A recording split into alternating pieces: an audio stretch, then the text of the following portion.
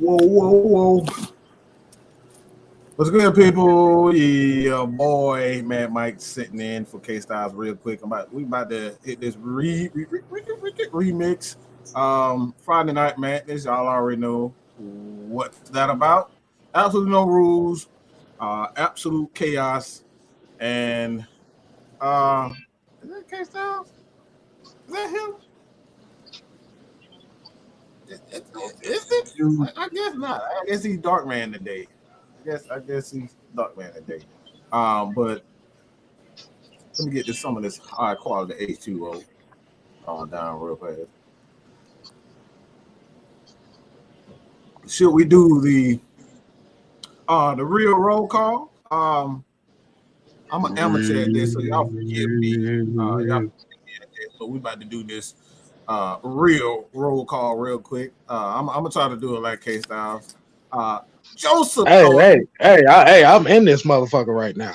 As you already see. Well, sit your ass down and let me do the real roll call real fast. Well, they go ahead and do the real roll call then.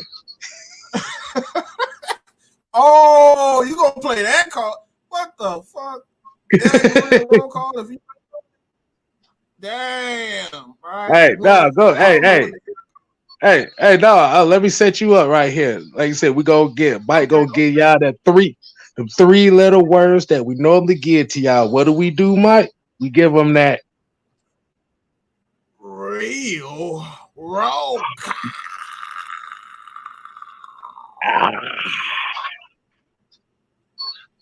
So we're gonna go again. We're gonna start off from the beginning to go again. Joseph Thornton, YOF Jamal. Man, can y'all just have regular goddamn names? Like, damn.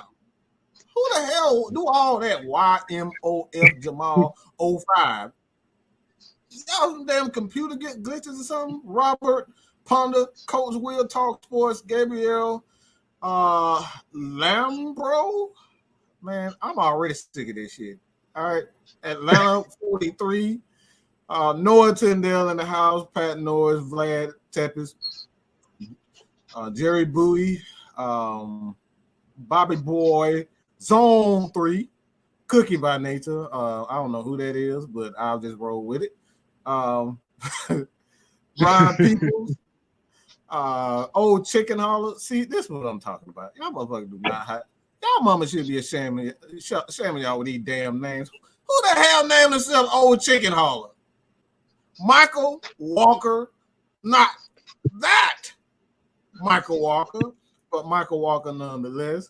Saints, I don't know how to spell them damn Roman numerals. I think that's Saints 16. ATL Leo in the building. Big Neil. Atlanta Nation, as always. Marlon Johnson, as always. CK22. Red Swarm. That somebody, I don't remember. I think I remember saying that name.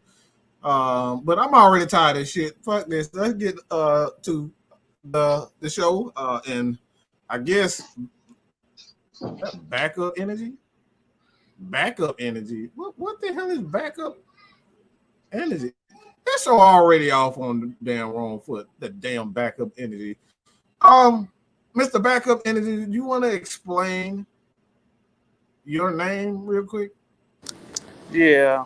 So there's a popular Twitter user. He kind of said that the Falcons should start Desmond Ritter because he has starting energy, and because Marcus Mariota, for some odd reason, I don't know why, is humble enough to want to teach the other quarterbacks that he has backup energy. So I would like y'all to explain what backup energy is to me.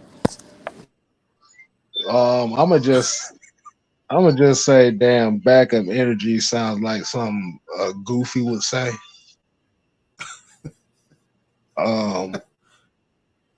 Goddamn, we ain't even got into training camp yet, and we already talking about quarterback controversy. Let the shit play out. And a lot of people wondering, like, why am I in black mode today? I got baby girl in the background, and we good. She had so fun. I hear the noises, the cartoon noise, whatever you call it, the noises from the tablet. But Whew. Good God. My take on this, man, backup energy. Like you said, man, I have no earthly idea what the hell is backup energy. Um, I'm gonna just go out and say who it is. You know what I'm saying? It's one thing to be a content creator and have, your opinions, and you explain your opinions, and you explain your opinions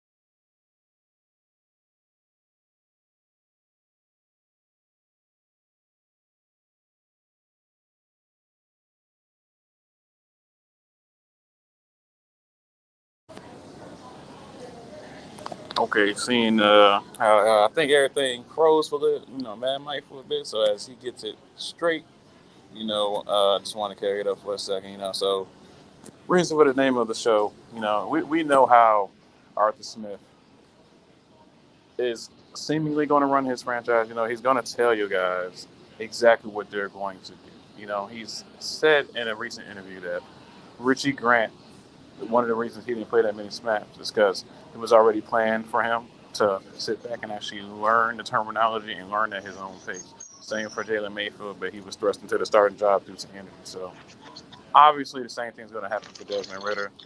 We all know, as far as y'all saw how the offensive line played while Matt Ryan was here, no one should wish that on anybody. So we know it's a different kind of offense now, more focused on physicality.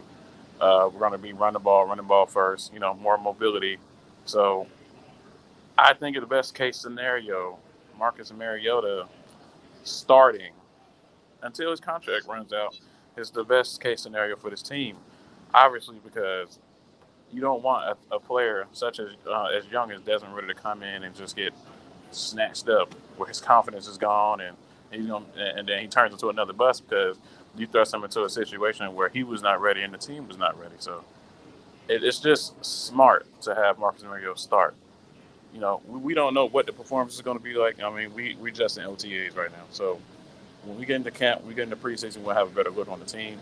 But right now, ain't no cornerback controversy yet, man. We on OTAs. We don't even know who they are barely. We know Vincent Taylor nurses his injury, Deion Jones nurses his injury, Keith Smith as well. Just like the saying, we don't damn know. So until we see video, game footage, everything like that, we're not gonna know nothing. So let me ask you a question on that right quick. You still there, Devontae? You still there? Let me ask you a question. Let me ask a lot of people the question on this right here. Yeah, I'm right here. So when you look at a comment like that, as far as when you talk about backup energy and starter energy and stuff like that, don't you think that's more of a divisive comment to try to put down Marcus Mariota? It certainly is. I mean, we've only known this guy in a Falcons uniform from just a few interviews. We've seen a clip of him throwing a great ball to Kyle Pitts, but outside of that, we don't know what he's like right now. We already know from his experience. He was starting in Tennessee, got hurt, lost his job to Ryan Tannehill, became a backup, and went to Las Vegas Raiders.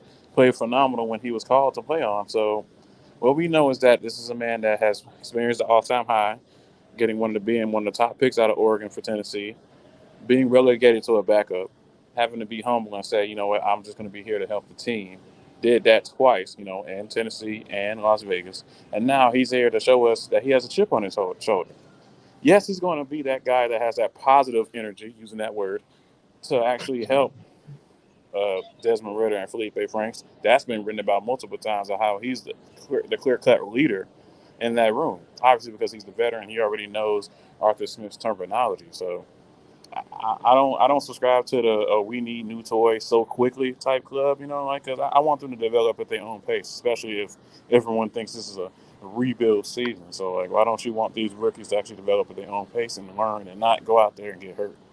So as far Man, as their mindset, Marcus Mariota hasn't shown us anything where he's down, where he's upset, where he's thinking about leaving. Nothing like that. He is the most humble person coming in here and saying he can't fill Matt Ryan's shoes.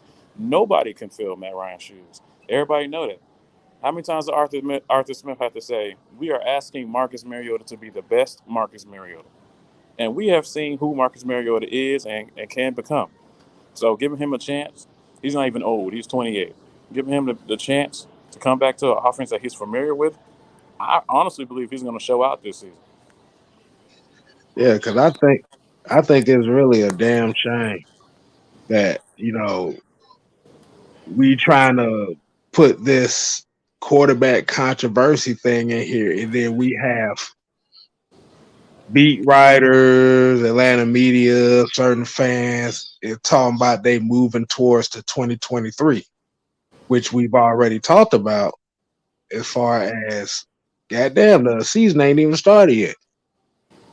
What do y'all want? Just to drive up anything and everything. There ain't no storylines no more since Matt gone. So can't throw nobody under the bus. Dion out for OTA, so he can't say nothing about trading him. Who gonna trade? Because ain't nobody finna trade for somebody that's injured, man. Come on now. So Exactly. that's another conversation we can't have. So what else are we gonna talk about, man? That's the thing. There's Right. there's literally no narrative that anybody can speak of outside of making up one. That's why I Wait had a to stop minute. my show. Wait a minute. Do we have a professor in the building?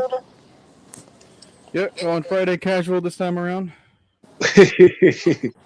Hey, ladies and gentlemen, we got the professor in the building to hold it down for the people. Yeah, I mean, I saw whatever was going on. I was like, ah, crap, y'all need some help. Coming in for the time being. Maybe I'll need another face to look at since y'all want to be cameraless, but no matter. Had to do a quick little setup because I was going to be trying to listen in as I was doing some more editing.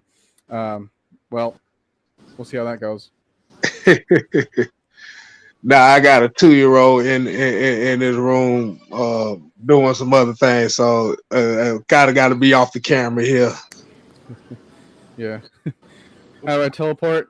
I ran. I ran over here. That's what happened. So, Yeah, you can see the sweat profusely down his face right now. He done teleported, ran, all that in the name of Jesus. Certainly. yep.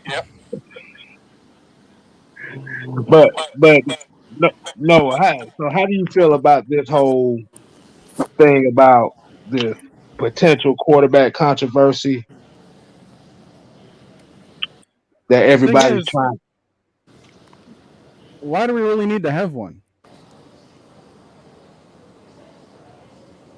That's what I'm saying.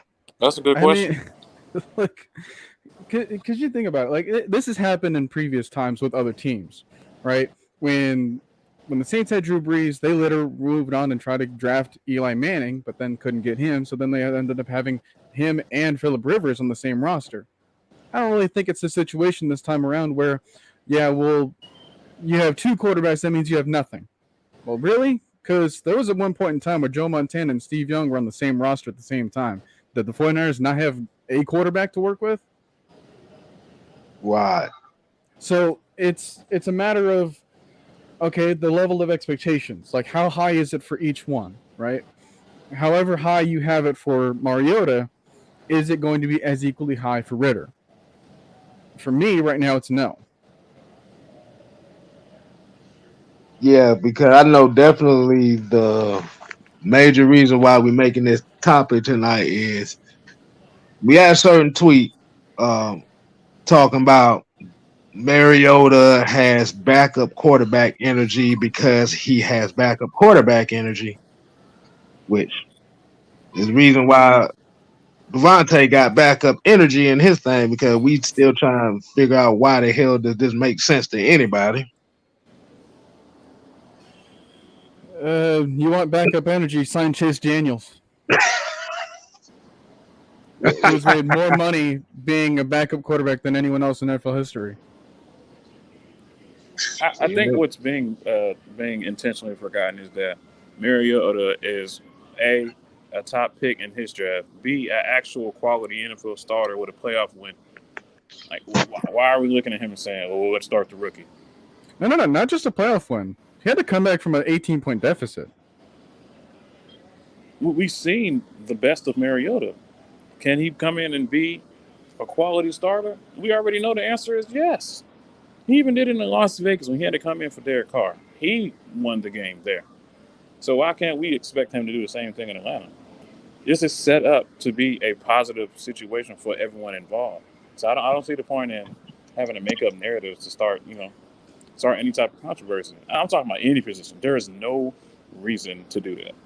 Let them fight for their position. Let them win by any means necessary. That's how I view the team. It's one of those situations where, yeah, one of these things has to be bad, right? Like, okay, well, let's say if you make a good play, or eventually Desmond Ridder does take the start over Mariota. Oh man, it was because Mariota sucked so bad. It's like, no, maybe he was just performing better, and the coach wanted him to just like, hey, here's a little bit more on your plate, and can you handle that? Yeah, all right. Well, okay, let's keep moving on. Let's keep progressing you, because like you said, we've already seen like what a ceiling could look like for Mariota's career. Now, could it get back to that point? Absolutely, especially with the pieces we built around him. But the same can't really be said for Ridder, and I think that's the thing that most people are really stuck on, because they see the potential that a person similar to Mariota, but with a bit more, I don't know, like maybe like intangibles for right now in their career. But at the same time, you really can't say that because, well, one, they haven't really gotten on the field as an official Falcon just yet. And second of all, we've never really seen a situation or more so any clips of Ridder, whereas we've seen a couple of clips of Mariota throwing so far. At least last I checked. Well, I mean, that's just one of those things where it's Mariota's job to damn lose. Right. And that's how we have to look at it. I mean, you still got the veterans. You want to put the veterans in there, let them lose the job. And kind of getting back to this quote is almost kind of equivalent, and Devontae can attest to this, is when we start hearing stuff about Deion Jones and this thing about critical tackles and crucial tackles and shit. And it's like, but what the hell is you trying to base all this shit on? The fact that you don't like the motherfucker? Just say that. Gonna come back in just a moment, guys. Hang on. Do that. That's really what it is when it comes to every player. People start seeing dollar signs and saying, well, we can do this, we can do that, as far as even with our beloved, literally best player on this team, Grady Jarrett. Everybody was like, let's trade him for a 5th-round pick. That'd be great value. First of all, that's disrespectful. I don't care what anybody says. He's one of the top defensive tackles, 3-4 defensive ends in the league, and you're talking about because, quote unquote, we didn't get an extension done on him at a timely manner, trade him for a 5th. That just makes no sense. And he's a former Pro Bowler as well. It makes absolutely no sense. So I don't want us to start seeing this team and seeing money go around and being like, well, we can move it like here. Let's just get this pick, get that pick. Because the picks don't mean nothing until you put names on them. Then you put actual playing time with film attached to that pick. So it don't mean nothing at the end of the day. Is Desmond Ridder the perceived future of this team? Absolutely. Does he have to start right away because Falcons fans are ready and hungry for something new? Absolutely not. Let him learn. Let him develop. Because that's what the aim of the game is right now, especially with a retool and rebuilding, whatever word you want to say, season, is letting them develop at the time they're supposed to develop. Just like Richie Grant right now. He's poised to be the starter because he sat back and waited his time. And Dean Pease is excited about having him out there. Now, does he have to win the job? Yes. But they have a plan for each and every draft pick. And it's not just throw them to the wolves. This isn't Madden, man. It's just not everybody is ready and able to just go out there and start day one and perform like they're supposed to perform. Oh, the joys of having a dog. One of them got playful and somehow got one of their toys like underneath a bit of furniture, so I had to get called for that. So, just got back. All right. So, getting back to the off-season talking, I know we kind of talked about it last night myself, but I want to kind of get y'all thoughts on the certain topics as far as Avery Williams getting moved to running back and or the John Kaminsky cut. Like, how do y'all feel about that? Well, for Avery, I think it's good for him. You know, the coaches seem to like him if they're going to be able to move around and do whatever it takes in order to get him on the field. I think that speaks a good sign. Even if it is like a position he hasn't really played since high school. He may have played a little bit at Boise State in college, but he doesn't have like the college reps enough. As far as Kaminsky cut, well, just goes to show that our GM is pretty substantially better right now.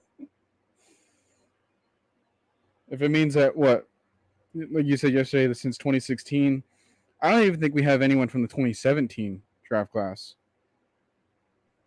20, yeah. From what we put in there, is like we only have 4 players left from the 17, 18, and 19 draft class combined. Yeah, not counting Ridley, because he obviously can't play. Right. And Keith Spencer here said, "What Heisman Trophy Ritter got? The same Heisman Trophy that most of the good quarterbacks in the NFL history don't have." It's the Heisman Trophy for starter energy. Yeah, the starter energy Heisman. Instead of doing the Heisman on them hoes, he just gonna throw money at all y'all motherfuckers. But I see whatchamacallit, Mad Mike then got back in the damn thing. Yeah.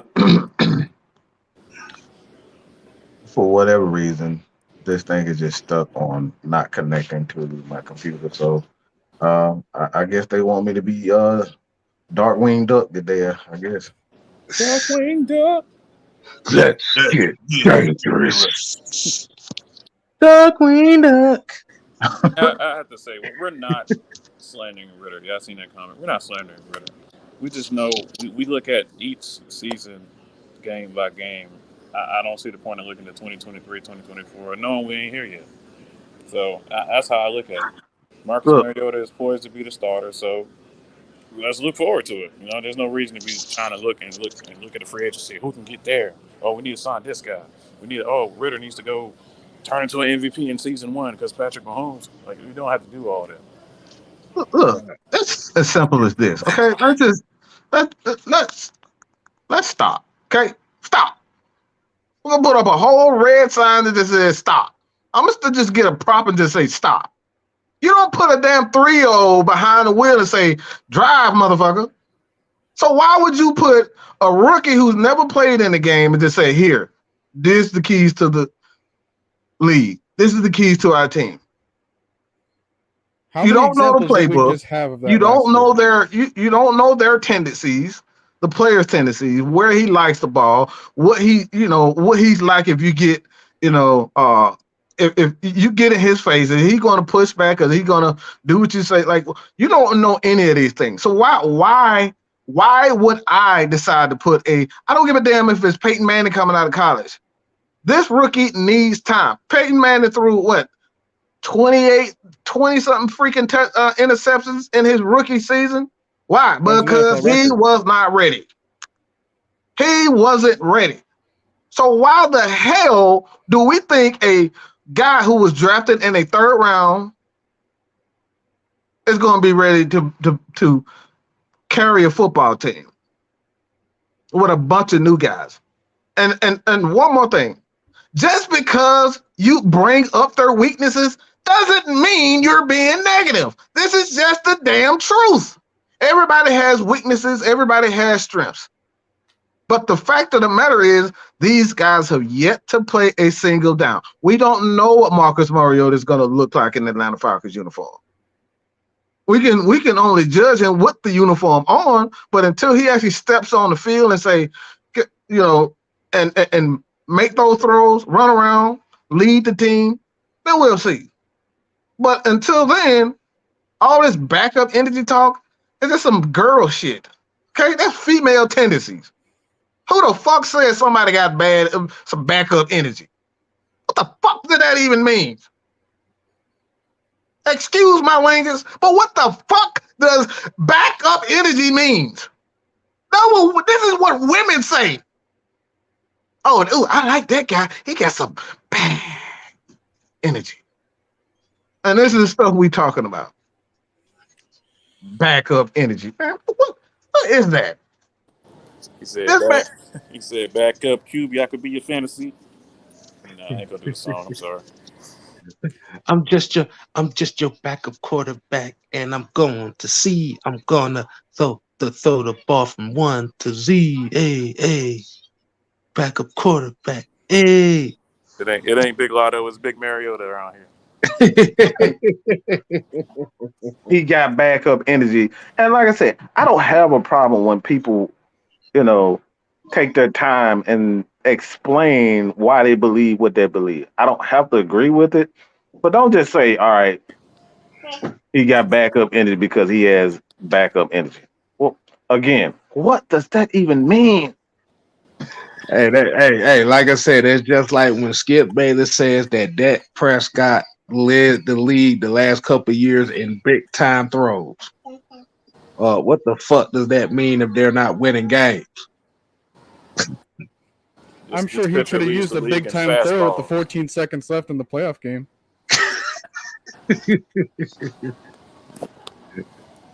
Because like you said, it's just everybody, it's just you got certain people out here making up stats and shit to try to prove their point right.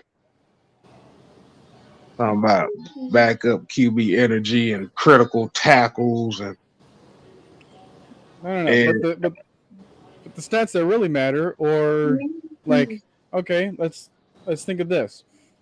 Let's say we throw in a rookie quarterback. They don't even have to be like the number 1 overall draft pick, but let's just go with that premise. All right, from the first 3 overall picks of those quarterbacks drafted in that category for the last however many 20 years you want to go back to, at least 15 something. Only 2 occurrences where a quarterback in that high actually went to the playoffs starting as a rookie. The first instance, the most recent one, was Andrew Luck in 2012. The other instance, 2008 Matt Ryan. Oh, really? So, you know what the big difference between those teams sound like? They already had pieces to surround their rookie so they could succeed early. Yeah, the 2010 Colts was still pretty good. Obviously, they didn't have Manning in 2011, but then they were able to keep most of that roster that was intact good enough to put Luck in a situation there in 2012. And then the entire freaking Colts front office was like, hey, let's just... That was the term that they had, like suck for luck. We have the example of the Kansas City Chiefs with how they transitioned from Alex Smith. But they were a playoff team with Alex Smith. Falcons are not a playoff team right now until further notice. So then if we were a playoff team and they were like, all right, let's just have, let's get younger. Let's get Ritter in there. Fine. I wouldn't even be, arguing with nothing. But we looking at this team where we don't know where anybody is going to be. We got Avery Williams moving and running back. Yeah, we got wide receivers that wasn't here. Almost the entire wide receiver room was not here. We don't know what's going on until we see it on that field. Yeah, there's even more examples of just quarterbacks just like being thrown out in the fire and they're not working out right away. Now, obviously, the examples that we can come up with, like let's say Troy Aikman, his first year, went 1-15, and then the Cowboys had to pull some backdoor magic in order to get that roster up and running again, which isn't possible because that was pre-free agency. So, like, you end up in those situations. Anything after that, well, we just had the rookie season of Trevor Lawrence to go off of, Zach Wilson to go off of, Mac Jones to go off of, Justin Fields to go off of, and Trey Lance to some extent to go off of. Those are the 5 big names of last year. And one technically went to the Pro Bowl because of the team record. Other than that, like, which of those ones honestly impressed you to the point where, like, yeah, I'm going to feel terrific about the season because of the performance of our quarterback this year? Like, you really can't give a fair assessment even now. So if you want Desmond Ridder to fall into that same category, you're still not going to know enough about him. We have the example of literally the Cleveland Browns franchise, even to this day. Drafting quarterback after quarterback after quarterback and putting them in bad situations, and then they end up busting year after year. To the point where their most recent first overall pick, they're trying to get rid of him. First overall. They end up winning out to go get Deshaun Watson. That's exactly what happens when you go out and get quarterback after quarterback and put them in bad situations. That's what happens when you ain't got a damn plan. Broncos didn't have a plan either. That's why they also shelled out and just got Russell Wilson. It's just like, you know what? Let's forget it. Right. But like you said before, as far as like with these quarterbacks like this is why you always say you want to have that team built first. Now, like, I'm just thinking it from this perspective. Like I said, it just comes back down to the Atlanta Falcons got the quarterbacks. They got the type of quarterbacks that everybody wanted, but they ended up with the quarterbacks nobody wanted. Smart Ride, you can look. You need to go on with that bullshit. All right. Jeffville ain't did a motherfucking thing. We up here talking about. Don't add him to the mix. Like, shut up. Shut up. Nah, we got it. I don't need a full season to see if a guy sucks or not. Okay. I don't need a full season. No, look, I'm gonna say it like this. The only reason why he gets added to the mix is because everybody done put the expectation of him being a Super Bowl quarterback within the next 3 years. So he got to be added. Lance. Yeah. I mean, because the thing is, once you put the moniker of saying that last year was the best quarterback class of the last 20 years, now the expectations go higher and the judgment goes higher. So regardless if you say, well, the team, that. K-Styles, do we need another example of what situation means, literally other than last year's draft? When the best one is the one everybody didn't want because he was compared to Matt Ryan and he was under the tutelage of Bill Belichick and looked like the best rookie all season because of the situation. Mm-hmm. He didn't have a full man. Shut up.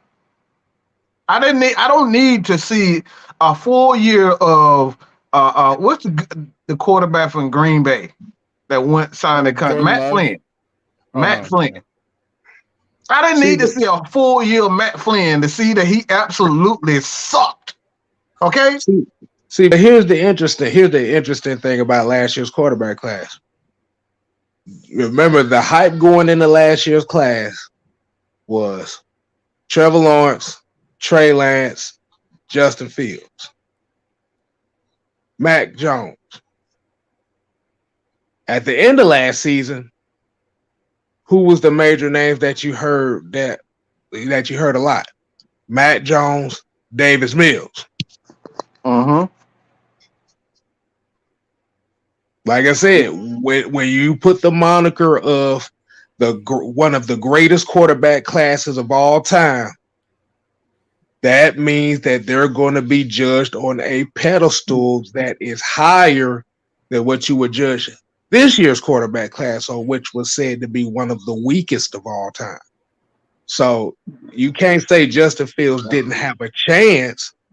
He had a chance because he started after week 3. It's hard to say that Justin Fields had the worst situation when the Chicago Bears had to literally trade up to get him. I was just about to say Davis Mills probably had the worst situation and looked better. Jacksonville had the number 1 pick. Again, that ain't the worst situation when you done got it back to back.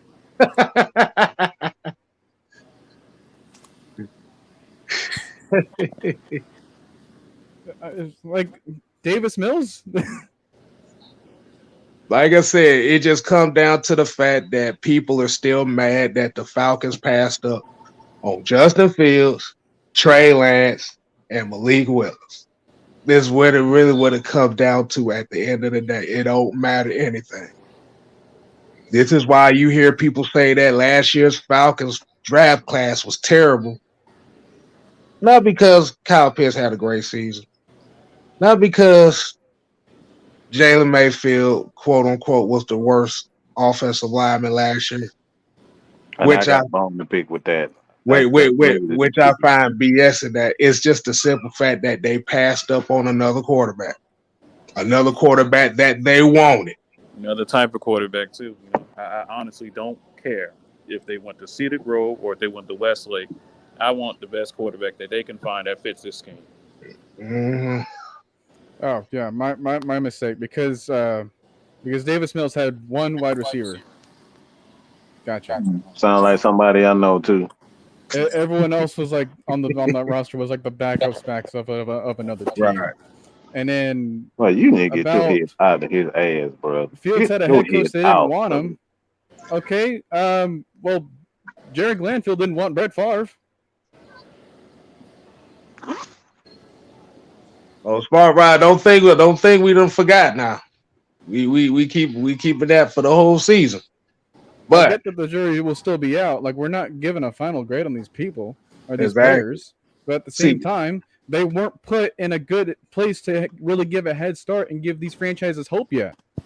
There's no such thing as a good starter when you draft a quarterback in the top 10.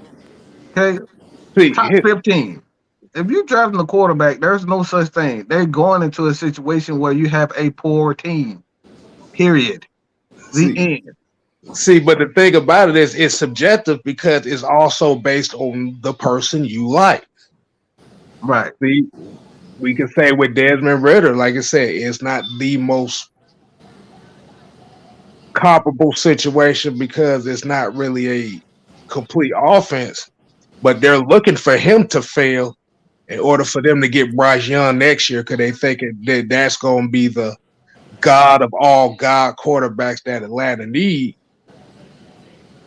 But as we learn from how a lot of people look at how these teams are, usually the best players for your teams usually be the player that you either didn't want or didn't think about your team even getting.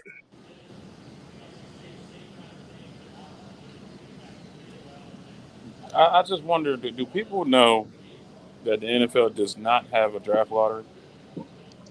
So the teams that are at the top of the draft absolutely suck. Absolutely. For whatever reason. They landed with that pick because they had a failure of a season. It means if they need a quarterback, their quarterback is going into a situation that is not built yet. Now, can they excel in some kind of fashion? Yes. But clearly, if you are at the top of the draft, you need a quarterback because your situation is not indicative of success yet. That's clearly what that means. Everybody is at that specific pick for specific reasons because they did not finish the season the way that they wanted to finish the season.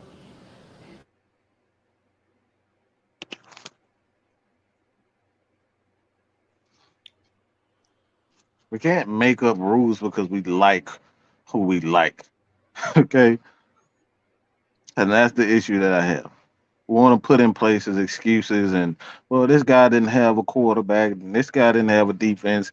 At the end of the day, it's about that quarterback and how he conveys leadership, how he reacts to certain pressures, the situation and the down, the accuracy, him putting on the ball on the spot. That's what made quarterbacks quarterback. Not the fact that he putting up 3,500 yards. Okay.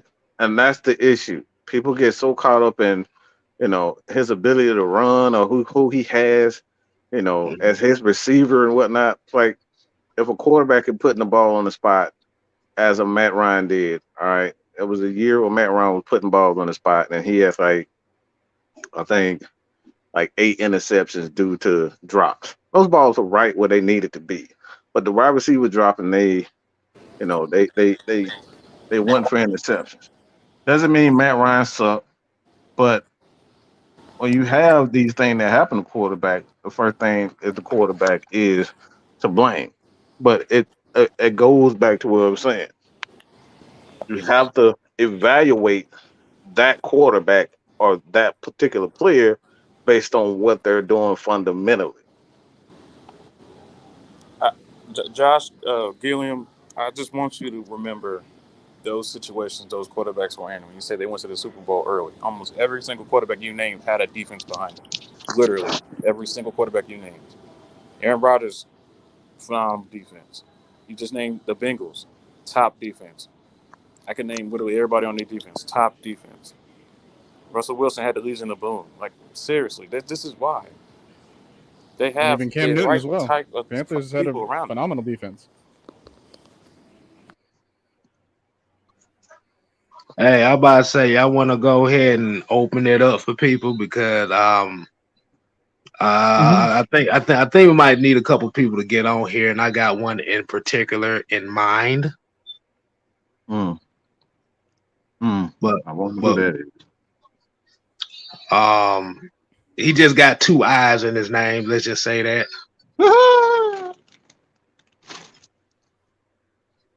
Because cause it's like I hear the same thing every time I see that name. It's the same exact comment.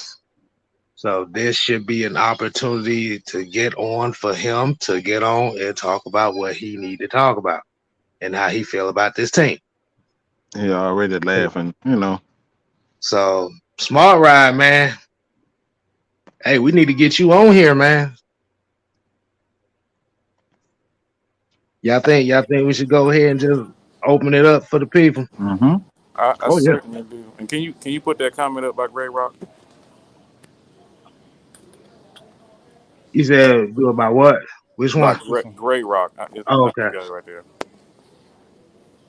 That's Mariota's interesting. worst interception years was broken by PFF, and they found he had more balls intercepted than were interceptable. He was unlucky and had receivers who kept dabbling.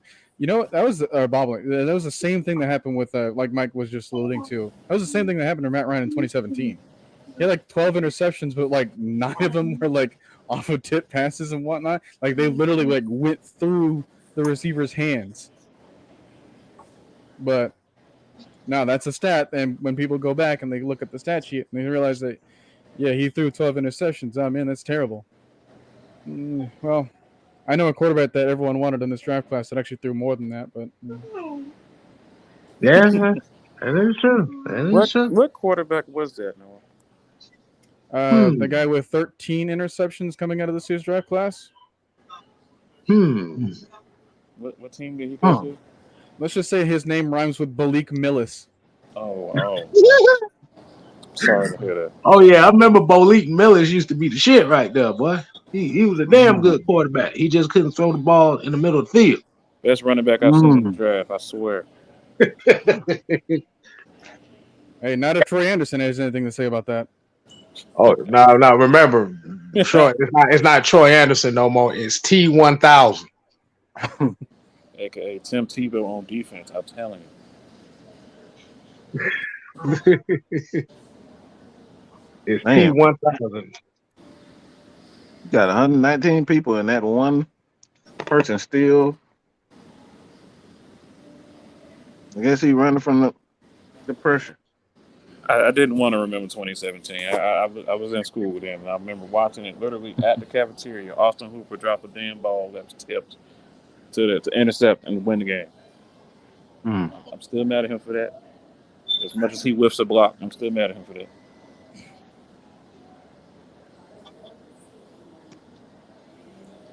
Hey, man, I'm about to say, go ahead and put it in there one more time. One Oh, more game. it's pinned on my channel. It's still there. Everybody, it is easy. All you gotta do is No, click the link. You join in, you put your name in, and you get on the show. You don't have to show your face now. I'm telling you, I come on this show at work, so y'all So can't come on the show from where y'all you at. can't You wait can't. there. You say you can't use the I'm at work excuse if Devontae mhm. is doing it at work. I'm literally at work right now, talking to y'all. I be doing a whole 3 hour show at work, so y'all can't tell me y'all can't be in your car and say a little something for 5 minutes. Come on now. Well, them the messages don't stop by Mr. Smart Ride. Well, that's because he's here. There we go. Let me We'll get the welcome Uber him, and code. we'll welcome Vlad as well. That's right, fellas. Can y'all hear me? We sure can. Yeah, we Man, can. fantastic, man. Let me tell y'all something. I love the show, man. I'm always tuning in. I do the YouTube thing too, so I love y'all show with it.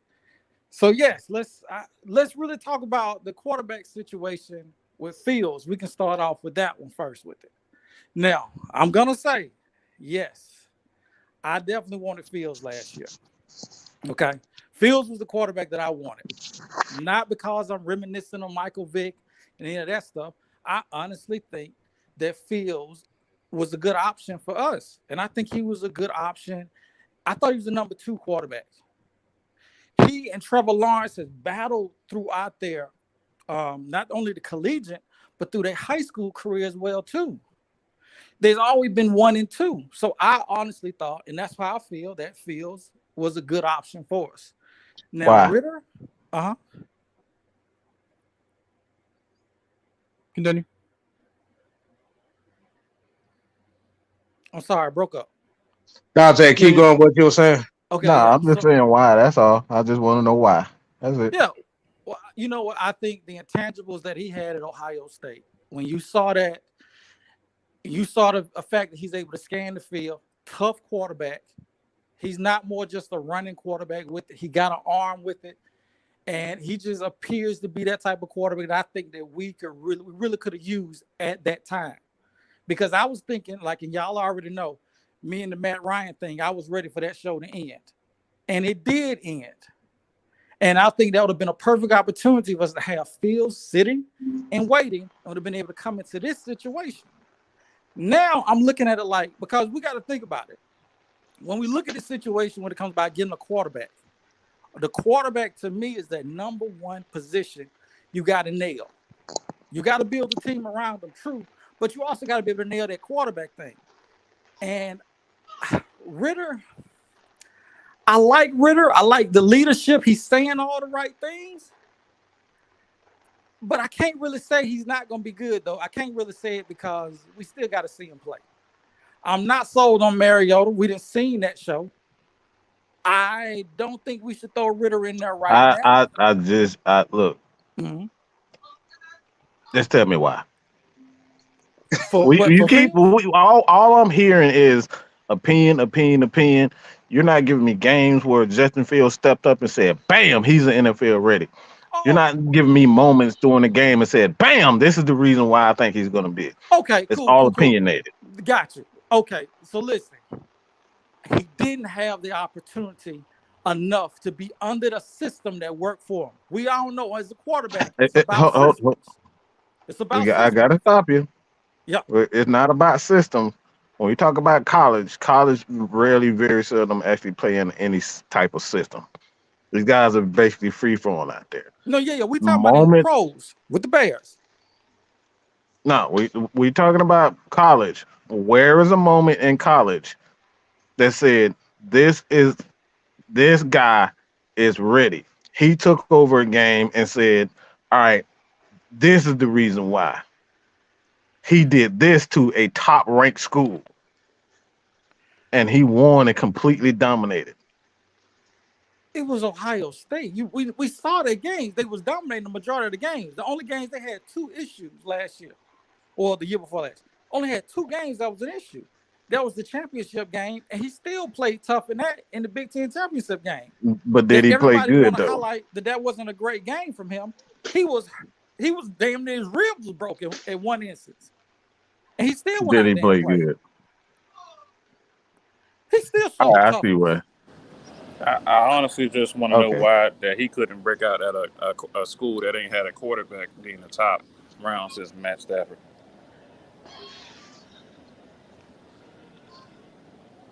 What, like at the Georgia situation? Yeah, I don't see why he didn't become undoubtedly the best guy there.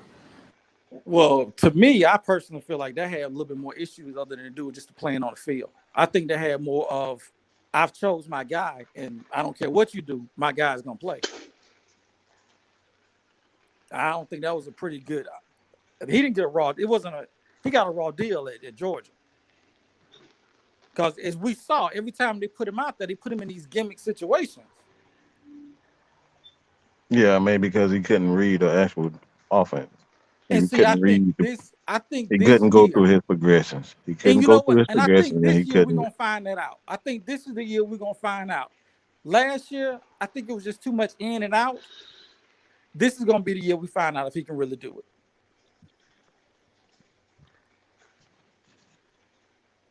I mean, I don't disagree, but at the same time, you could tell the reason as to why he needed to wait, why he shouldn't have been really rushed onto the field, because Bears fans were so ecstatic about having him on the roster. They were like, you know what, let's just forget it. We're just going to throw him in against the Bengals, and then we're going to have him start against the Browns. And it was like, oh my goodness, if you've seen those games, he nearly lost the game against the Bengals had it not been for that defense. And yeah, he got 1 yard total against the Browns in that first game. And from there, like, you really couldn't do any worse. But how much could you really get better from that point? But now, can we really just all throw that on a rookie quarterback? We also got to throw that on your offensive coordinator too. We got to put that on your coordinator. Hold on, because the only thing I would say on that is, even though you could say it was Chicago, Atlanta runs the same exact system they run in Chicago. Think about the offensive coordinator we got, He's literally from Chicago. Who's literally from there. If you see, just as a common sense, if you see that your quarterback is struggling in a particular system that you got, are you going to keep him in this system, or are you going to try to? He has to get better. He's never been good at diagnosing the defense. But that's the reason why he left Georgia. See, but here's the thing, though. See, now you saying about putting the pieces around him, but when you talked about Ritter, you already downed him and said that he's not going to be. No. Here's my exact words for Ritter. Here's my exact words. That ain't what that ain't what you said. You said you like the leadership. Yep. But I feel like he's not the guy. I feel like I there's something about it. I still got question marks with it. I'm not completely down on Ritter because we don't know yet. We got to see. Understandable. But I'm not down on him yet. I'm not saying, oh, get rid of him. We got the wrong one, because the class is coming out next year. I'm not sold on that. I think Ritter's a better option than what's coming out next year. Look, we can't keep talking about our feelings here and not actually put That's true. things that we saw on tape. That's true. All I'm hearing is a bunch of feelings. All right, this ain't Drake. I don't want to sing a Drake song. I don't want to hear nothing about a girl. Girl, you love me, stay by me. Look, that's all I'm hearing from you.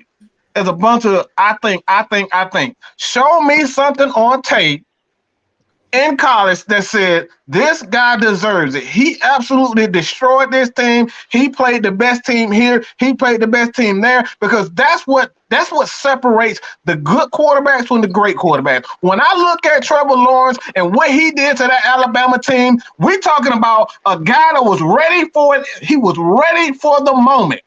Well, you know When we what? talk about Mac Jones, when Mac Jones played against Georgia, when he played against Texas A&M, he destroyed those teams. He was ready for the moment. Whoa, hold up I now. did We gonna not throw see that from moment. a Justin Fields, and I'm a Georgia fan. So all these feelings, get rid of the feelings. Didn't Justin Field beat Trevor Lawrence? I mean, but can we say something? Didn't Justin Fields beat Trevor Lawrence in a championship game? That's called a team. We're talking about when you Oh look at. no! Don't We're move the talking about an goalposts absolute. on man. Don't move the No, goalposts no, on me. He had a no. great game. Hold on, everybody. Hold on, everybody. See now, like I said, now we getting the feelings into it from everybody. He had a great game in that game, right? hold on. Can I Hold on, just I'm gonna try to reset the conversation here. All right. Go ahead, I'm gonna ask the first question. So when we were talking about him on his situation on the Bears, you first of all wanted to try to allude to the offensive coordinator and talking about the system. So in your opinion, what system should Justin Fields have played in? Well, you know, a West Coast type of system, something that shows his ability, doesn't keep him in the pocket, allows him to drop back more, be able to scan the field more. He's gonna get more help. They're adding it once you add, because remember the Bears also had it wasn't a great offensive line as well. Does Fields have things to work on? Yes, he does. My problem is we can't just throw him to the wind just because Falcons fans. This is what it sounds like to y'all. To me, did he ask you a question? What system that he needs to play in? West Coast style. But that's technically the system they do run in Chicago. It's pretty much that system. That's what an RPO is. RPO is essentially a West Coast system. But what you guys are doing, we are immediately saying he ain't good. And we haven't given him. I think we need. We never said that. He needs more change. We didn't say that. We said no. Hold on. Let me say it. Mm-hmm. Nobody didn't say he wasn't good. The problem is you put him on such a pedestal that hold on, I'm trying to get the words out right. You put him at such a pedestal and saying that, and I'm not, like I said, this ain't just you, but this is what the popular narrative of when Justin Fields came out was. If Justin Fields was a Falcon, we win the Super Bowl within the next 5 years. That's putting somebody on a high pedestal without a proven team. Yeah, now I wasn't going that far with it, but yeah, I hear what you're saying. Yeah, so when we talking about Justin Fields and when we talk about Desmond Ridder, if you pay close attention to both of those guys, they essentially have damn near the same skill set. See, the problem is when you look at the Justin Fields or when you look at the Malik Willis and when you look at the Desmond Ridder part of it, it all comes down to personal preference. See, Justin Fields was the personal preference that the Falcons passed on, because essentially, as you see what happened, you think there's let me ask you a question. So the Atlanta Falcon offense last year, if they did draft Justin Fields, with all the wide receiver situations going on in Atlanta, how do you think? It would have still been a bad record. We wouldn't have made it to the playoffs. Probably would have got hurt. I think instead of winning 7 games, I think with Fields, depending on how this system is looking and where it's going, we may have won about 3 games less. I'm not a huge Matt Ryan fan. Y'all know this, but Matt Ryan was an option that he helped with those 7 wins. You take Matt Ryan off there, I don't know if we get 7. No, I mean, he literally had 3 game-winning drives.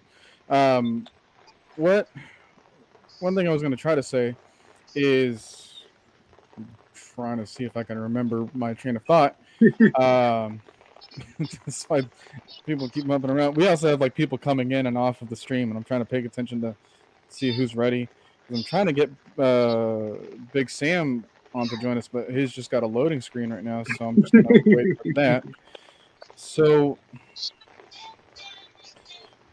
One thing I will say with K Styles' point is there were still people that were saying after we had drafted Kyle Pitts and after the season that he still had that we still regret taking him over Justin Fields.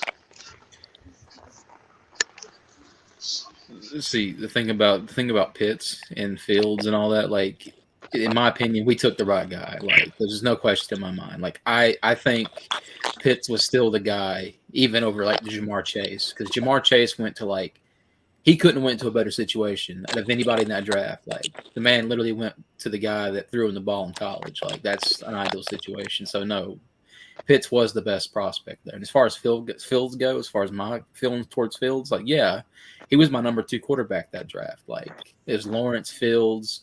I had Lance and then Jones. I never got the Wilson hype personally, but it's Mel Kiper Jr. punk ass. yeah. Pretty much.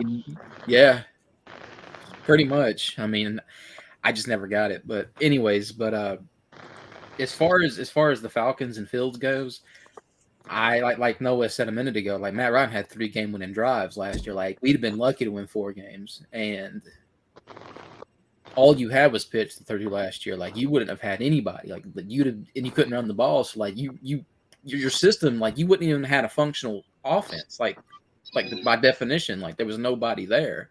You couldn't run the ball, and all you really had was Pitts as a target, as a threat. You take away Pitts, like, what do you have? This would have been even worse of a situation than Josh Rosen was drafted in. It would have been infinitely worse. And he got replaced literally the next year, although being a top 10 pick. The problem is you got people that have the popularity versus the skill set versus the readiness. And that's the problem. When everybody look at the popularity, 9 times out of 10, they overlook the skill set or what needs to be improved on the skill set. That's the reason why when Justin Fields went to Chicago, he got tore up in the first games he got, is because, like Mike would say, quarterbacks got to go through progressions. They got to be able to read defenses and stuff like that. And the nuances of the game is something that you just don't pick up on day one, coming from college to the NFL. Yeah, You either gotta that either has to be developed before you get there, or you develop it when you get there. And when you throw him out there like that, if he doesn't have that development, it doesn't matter what system you put him in, what O-line you put him behind, the defense is going to get to him because he's not going to notice what's coming at him. So if you'd have put him on the Falcons, it'd have been the same thing. You know what I'm saying? Because we had less of an O-line, we had no running game, and we had 1, if that 2 targets that he could throw to, and 1 being a rookie. So that's my thing. What I got from it, like Fields would have got tore up anywhere. People romanticize certain positions so much, and they get hyped to being picked where they shouldn't be picked. We literally just saw that in this draft. Being a Georgia fan, I can tell you, Trayvon Walker is not the best prospect in that draft. He is not. They saw the Combine Warrior and said, let's see what we can do. There's potential there, yes. But that's how people get hyped up to a certain spot where it's like, what are y'all doing? You know, I was laughing when Jacksonville took. I'm like, yo, that's way too high. Yo, you ain't the only one. I was rolling. I'm like, what are they doing? Picking at straws, hoping they find something. I mean, pretty much. Like, you were picking at straws from that Georgia defensive line, which I don't blame, but you probably got like the 4th best option. Right. See, that was the thing, right? Is like, you know, you could have had so many. That still boggles me. I'm gonna put it to you like this: the reason why people have a big issue with Mariota and Ritter on Atlanta is because K. Styles mentioned it earlier. It's about popularity. That's what it is. You'll overlook the man's skill set. You'll overlook what he has done. Like Mike said, then people interject their feelings and say, well, since I ain't get my player, both of them trash. I don't care what their stats are. I don't care what they did in college. I don't care what they did on film. Since I didn't get who I wanted, can't nobody tell me that they ain't going to be bad. It's very selective, you know what I mean? Because the Falcons did draft some people from Georgia, but ain't nobody hyping them up. I ain't heard nobody hyping D'Angelo Malone up. I ain't heard nobody hyping up his cousin, Justin Schaefer up. All we heard was Malik Willis that, Malik Willis this. I think Now, Jew Talk Sports spoke on Schaefer a little bit. Yeah, what's going on, Shine? What's up, man? would that have By the been? way, I'm sorry, but I wanted to get the Keyshawn J super chat, the $2 ones. He's like, it's the it's way beyond what we're talking about now, but it's the best fit for the organization. We needed wide receiver. I think he was talking about like what the 2021 draft class. We kind of got we got Kyle Pitts, and he can be either or. So Yeah. so Yeah. just gonna go that. What were you about to say? Well, it'd have been the same thing had we got Jordan Davis. You know what I'm saying? Because Jordan Davis was up there. Now, it would have been a thing, whereas would they have said this would have been a type of defense that had taken us to the Super Bowl? Or would it have been we got to see how he does? It was going on. Like I said, he's a great player, but you let everybody else tell it. It would have been the decision that the Atlanta Falcons made based on the popularity of the player at the time. And that's the reason why they're trying to create these narratives about our quarterbacks. Like we all know, they whine and complain about us having a mobile quarterback. That's going to get us to the Super Bowl. That's all we need. But we didn't get the one that you wanted. So now all of a sudden our team sucks and we need to tank for a draft class that's unproven. That ain't even a draft class yet. I mean, you can call me naive or biased, however you want to say it, but I'm falling in love with Mariota every day, man. I think he gonna be that dude. I mean, as far as Mariota goes, like you really couldn't have asked for a better bridge quarterback. I mean, worst case scenario, that's what you have on your hands right there. And I think in this system, like he's gonna. I mean, he's the only reason he really got set in Tennessee is because Ryan Tannehill. Like Ryan Tannehill was just like it's crazy under Arthur Smith, and Arthur Smith seen that. So it's not really on Mariota, but Ryan Tannehill, like that was a magical season for him when he took over. Like that was crazy. Like Arthur Smith seen it. So I think the same thing will kind of happen here in Atlanta with Ritter, where like Mariota's going to get the nod, but the main thing about Ritter that I just love about him is that intensity, that hunger. Like you kind of got that fake hunger by certain players, kind of like Tack McKinley. He came in all rah whatever, blah blah blah. But it's something about Ritter when you watch an interview with him and see that intensity, like that, like kind of intensity in his eyes, like you can see like he's going to refuse to fail basically. And like, that's half the battle when it comes to being a great quarterback. Doesn't even take place on the field. It's like, how bad do you want it? Like once practice is over, how many more hours outside on that field are you going to be out there practicing? 2, 3, 4, 5, 6, 7. You know what I mean? Like, you got to want it, especially at QB. And I think Ritter has that intensity and that hunger, that true hunger to actually go out there and become something great. So he was already fighting to be the first person in and last person out. That's what I'm saying. Like, exactly. Like, and that's half the battle right there. So it's like, I think it'll be a situation like in Tennessee where eventually Ritter will overtake Mariota. And it's not even the fact that Mariota will be playing bad. It's just Ritter's going to want it. You know what I'm saying? So, but Yeah, hey, yeah. my bad. Let me get this out the way right quick. Let me get this right out the way. Regardless on Ritter, Mariota, the main thing that's going to help both of these guys is if we get the run game going. That's going to be the main thing. If we don't get the run game going, you put more of the pressure on them. This system That's right. this system lives and dies by the run. Like if they don't have a run game, like the system doesn't even work. So yeah, 100%.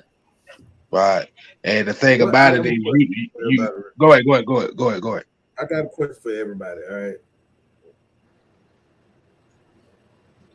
What is it about both quarterbacks at their game, that one particular thing, or two things that you like about those quarterbacks' game to say, all right, I see why they were brought here. Either quarterback. I'm going to start off. My first answer is going to be the anticipation on the throws. For both quarterbacks. Yes. They both have a tendency to throw before the receiver even gets to his break. or before he starts looking at the ball. Okay. Yeah, I was going to piggyback on what Noah said too. That right there is going to play dividends, especially in this system where you have these receivers with such long wingspans. Be able to put them in front of them right there because that anticipation to put them in front of especially these guys with these long arms. They're just going to outreach these defenders. So yeah, that's probably the number one too. Definitely agree. The number one for me, I think, would be the leadership that I saw. Even with Mariota, they had a video out with him earlier where they were saying when Carr went out, how he just calmed everybody down, said, "Hey, I've been here before." And then you got Ritter. I mean, you already having people coming up to him asking him about plays and stuff already. So, you know what I'm saying? It's the leadership for me.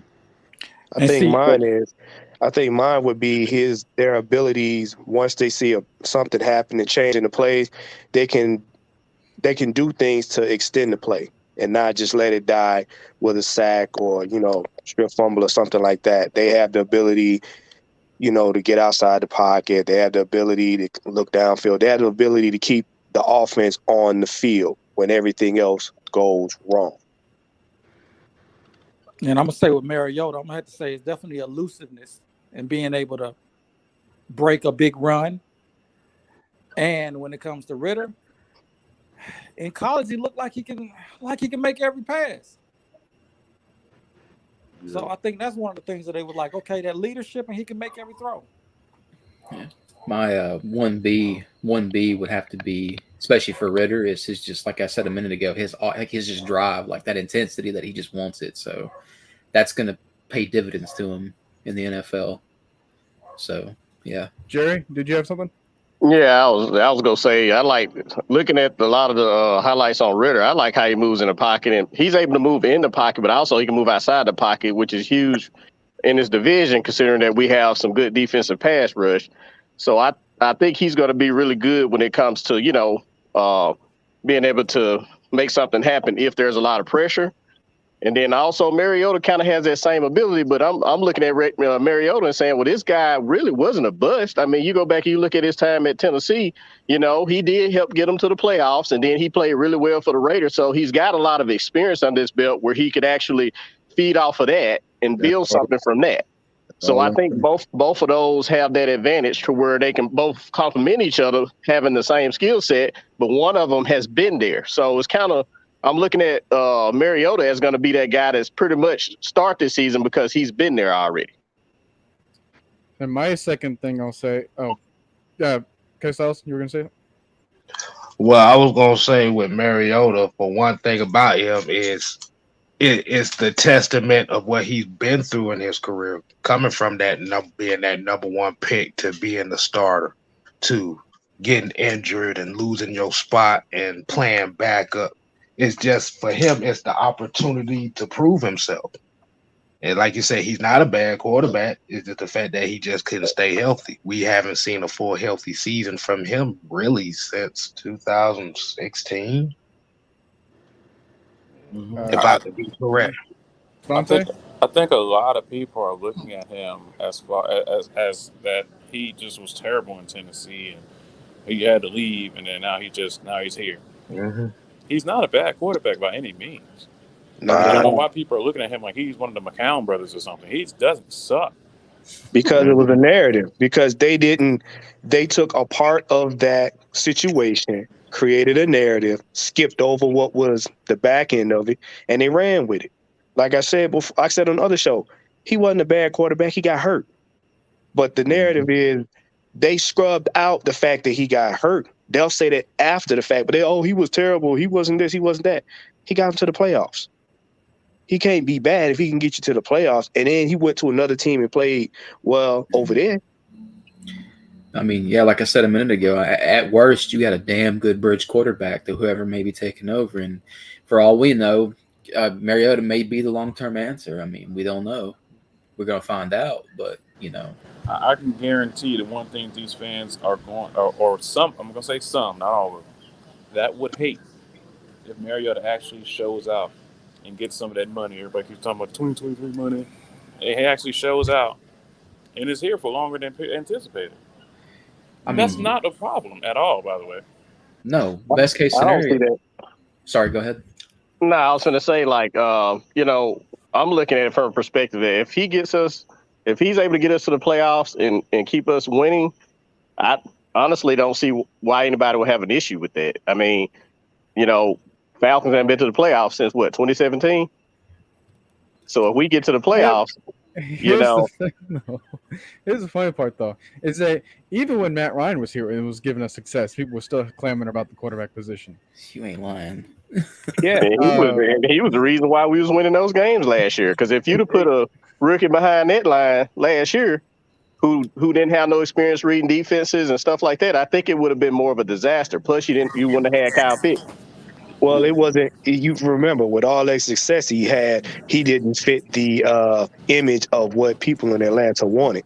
So it didn't matter what he did. He could have flew a space shuttle in the middle of the daggone field. They'd have still been mad. I mean, unfortunately, right. That was shown to me in the preseason when Felipe Franks had that big run and everybody got so excited like he was the future. But here's another thing too. Is without Kyle Pitts, would Cordero Patterson had the season he had last year? See, that's the thing, right? True. That's the thing, even right? Even with Pitts, he was still kind of getting burnt out in the second half of the season. Yeah, that's what I was going to get to. Like even like Noah said, even with Pitts, like he was still like kind of breaking down toward the end of the season. Like that breakdown at the end of the season would have been at best, at worst, or at best would have been like midway through the season. Like there's no way Patterson could have carried this whole offense on his back by himself. It just wouldn't have happened. Because they would have bracketed. They would have targeted him like they did Pitts. Pitts took the pressure off of Cordell so he could do what he was able to do those times. Yeah, he wouldn't have even been the weapon in week 2 in order to really delegate that. Exactly. Right. Because Kyle Pitts was there. He was able to open up some other lanes, make the defense look, give them formations and make sure that 2 eyes are on this other player. So that way other people were able to break out. And then, we saw the success that Patterson had running the football, catching passes out the backfield from Matt. And it just got to a good rhythm with him. Whereas if he never gets that starting point at week 2 against Tampa, then we really can't say that about him. Right. Especially down there in the red zone, because when we got to the red zone, I mean, these teams were bracketing Pitts. They were doubling him, tripling him. That opened up Patterson and the rest of the offense. Like, if you didn't have Pitts there to eat up all those coverages in the red zone, we would have got less touchdowns than we did. Well, because Patterson was the other big body besides Pitts. You remember, because most of our receivers were small, so they were keeping them from getting off the line of scrimmage anyway. So, you seeing Cordell Patterson go down the line, it's like, okay, we got to try to stop this cat, but we still got to look out for Pitts. There's also one thing I can say about Pitts. If he works on that route running, that boy is gonna be scary this year. Bro, I got his. I went out and got his jersey like midway through that season. I had to pick his jersey up. Like, this man's gonna be ridiculous. Like, I had to get that. Watch and see that what you said is gonna happen, because now you got other big receivers and you got running backs that other teams are gonna have to pay attention to. So that was the thing. As fantastic as Kyle Pitts was for us last year, he was the help. He didn't have help. Exactly. We got some like I said, we're not addressing though. Especially when we're talking about why certain people had a certain season. A lot of Cordero Patterson's big runs came on the left side. You know who was on the left side? Jalen Mayfield. Jake Matthews. There you go. See, that's the reason why. Go ahead, Mike. Sorry. My bad. But I have to say this real quick. This is the reason why I absolutely despise everything about PFF. It's because you're going to tell me that a team that was, 8th, and the 7 other teams that was above the Atlanta Falcons and the Jacksonville Jaguars had one of the worst offensive line I've ever seen. And you're going to tell me with their offensive line that Jalen Mayfield was worse than those guys, and we absolutely destroyed them with our defense, our defensive line, the same defensive line that had 18 sacks, and Jalen Mayfield is worse than those guys? See, we got to stop. We got to stop. it becomes a matter of picking on the Falcons, and like I said, you can't have a guy in Fourier, Oluokun, that had, one of the better years, if not the best, of our linebacker, and that's subjective. Go out, get a $40 million contract, and he could have got that from a number of teams, including the Falcons, had they had the money. But you're going to tell me that he and Deion Jones, both of those guys, are ranked in the bottom of PFF? Like, K-Styles, you know what to do with this comment. Go ahead, K. Run the damn ball. Just to add to what Mike was saying just now, their ratings are so flawed. They gave Marlon Davidson a perfect grade, and that man got an interception. Why are we looking for an interception from our damn defensive tackle? You know, they said that PFF had admitted that their analytics are actually still, a work in progress. So, so Their with that being analytics- said, it's a lot of flaws. Their analytics is based off opinions. Period. I'm gonna give you one example. So a couple months back, I saw this recently pop up again on my feed. They submitted this top 100 list based off of their last season. Like, this is their PFF top 100 just based on the grades of overall. They put Dallas Goedert over Jamar Chase. Yeah, that was wild to me. Wait. That. I need Alex in here for the what? What? What crack was they smoking? That's the edible. I don't know, but it was a lot of it. Some of them Bisquick edibles. Them Bisquick and fentanyl. That's what that sound like right there. The thing about PFF, it's like any tool out there. You don't ever take it as gospel. Like, you just kind of like look at it and you're like, okay, and then you look at something else. Okay, cool. But ultimately, you got to watch the film. You got to trust them eyes, basically, because there's no system out there that's going to grade, a player perfectly. That's why these coaches have these scouts that go out there and scout these players, because if PFF was the gospel, what's the point of paying these scouts when you could just draft whoever PFF says if they were the gospel? Because you got a lot of that. You got a lot of that that come off of these content creators and these fake sports analysts and stuff with their opinions about who they like. That's why you don't never. Their scores ain't based on film. Their scores ain't based on the stats. Their scores is based on opinions, who they like, based on their own narrative, and they put them up. That's why you look at certain things, like when they had the PFF thing about like age and stuff. Like, how you putting 5 or 6 other players above him, and this cat got the lowest, yards given away in the season and stuff like that. It's about who you like. It ain't about no facts. Then you got people preaching that like that's the gospel. Yeah, that was the biggest travesty of last year. Like, that man should have been like ranked number 1 corner in the nation in the NFL. Like, he was playing out of his mind. And the stats back it up. Exactly. It comes down to popularity into that case too. Everyone thinking about Trayvon Diggs is better than him, but Trayvon Diggs let up 1,000 damn yards. How is he better? Exactly. Yeah, I'm gonna say this about the same top 100 list that I was mentioning earlier. They put AJ Terrell at 47. I don't get that. Yeah. Well, See, right. So who was at least the 5 players above him? So in his position, really only Jalen Ramsey. I'll tell you this much though: Trayvon Diggs didn't even make the top 100. That doesn't surprise me at all. But he's supposed to be the best corner in the league, but he can't even make the list. Yeah, that kind Per of narrative though. I honestly think this season is going to be different for the Cowboys, because I feel like now everybody has a lot of film on Michael Parsons.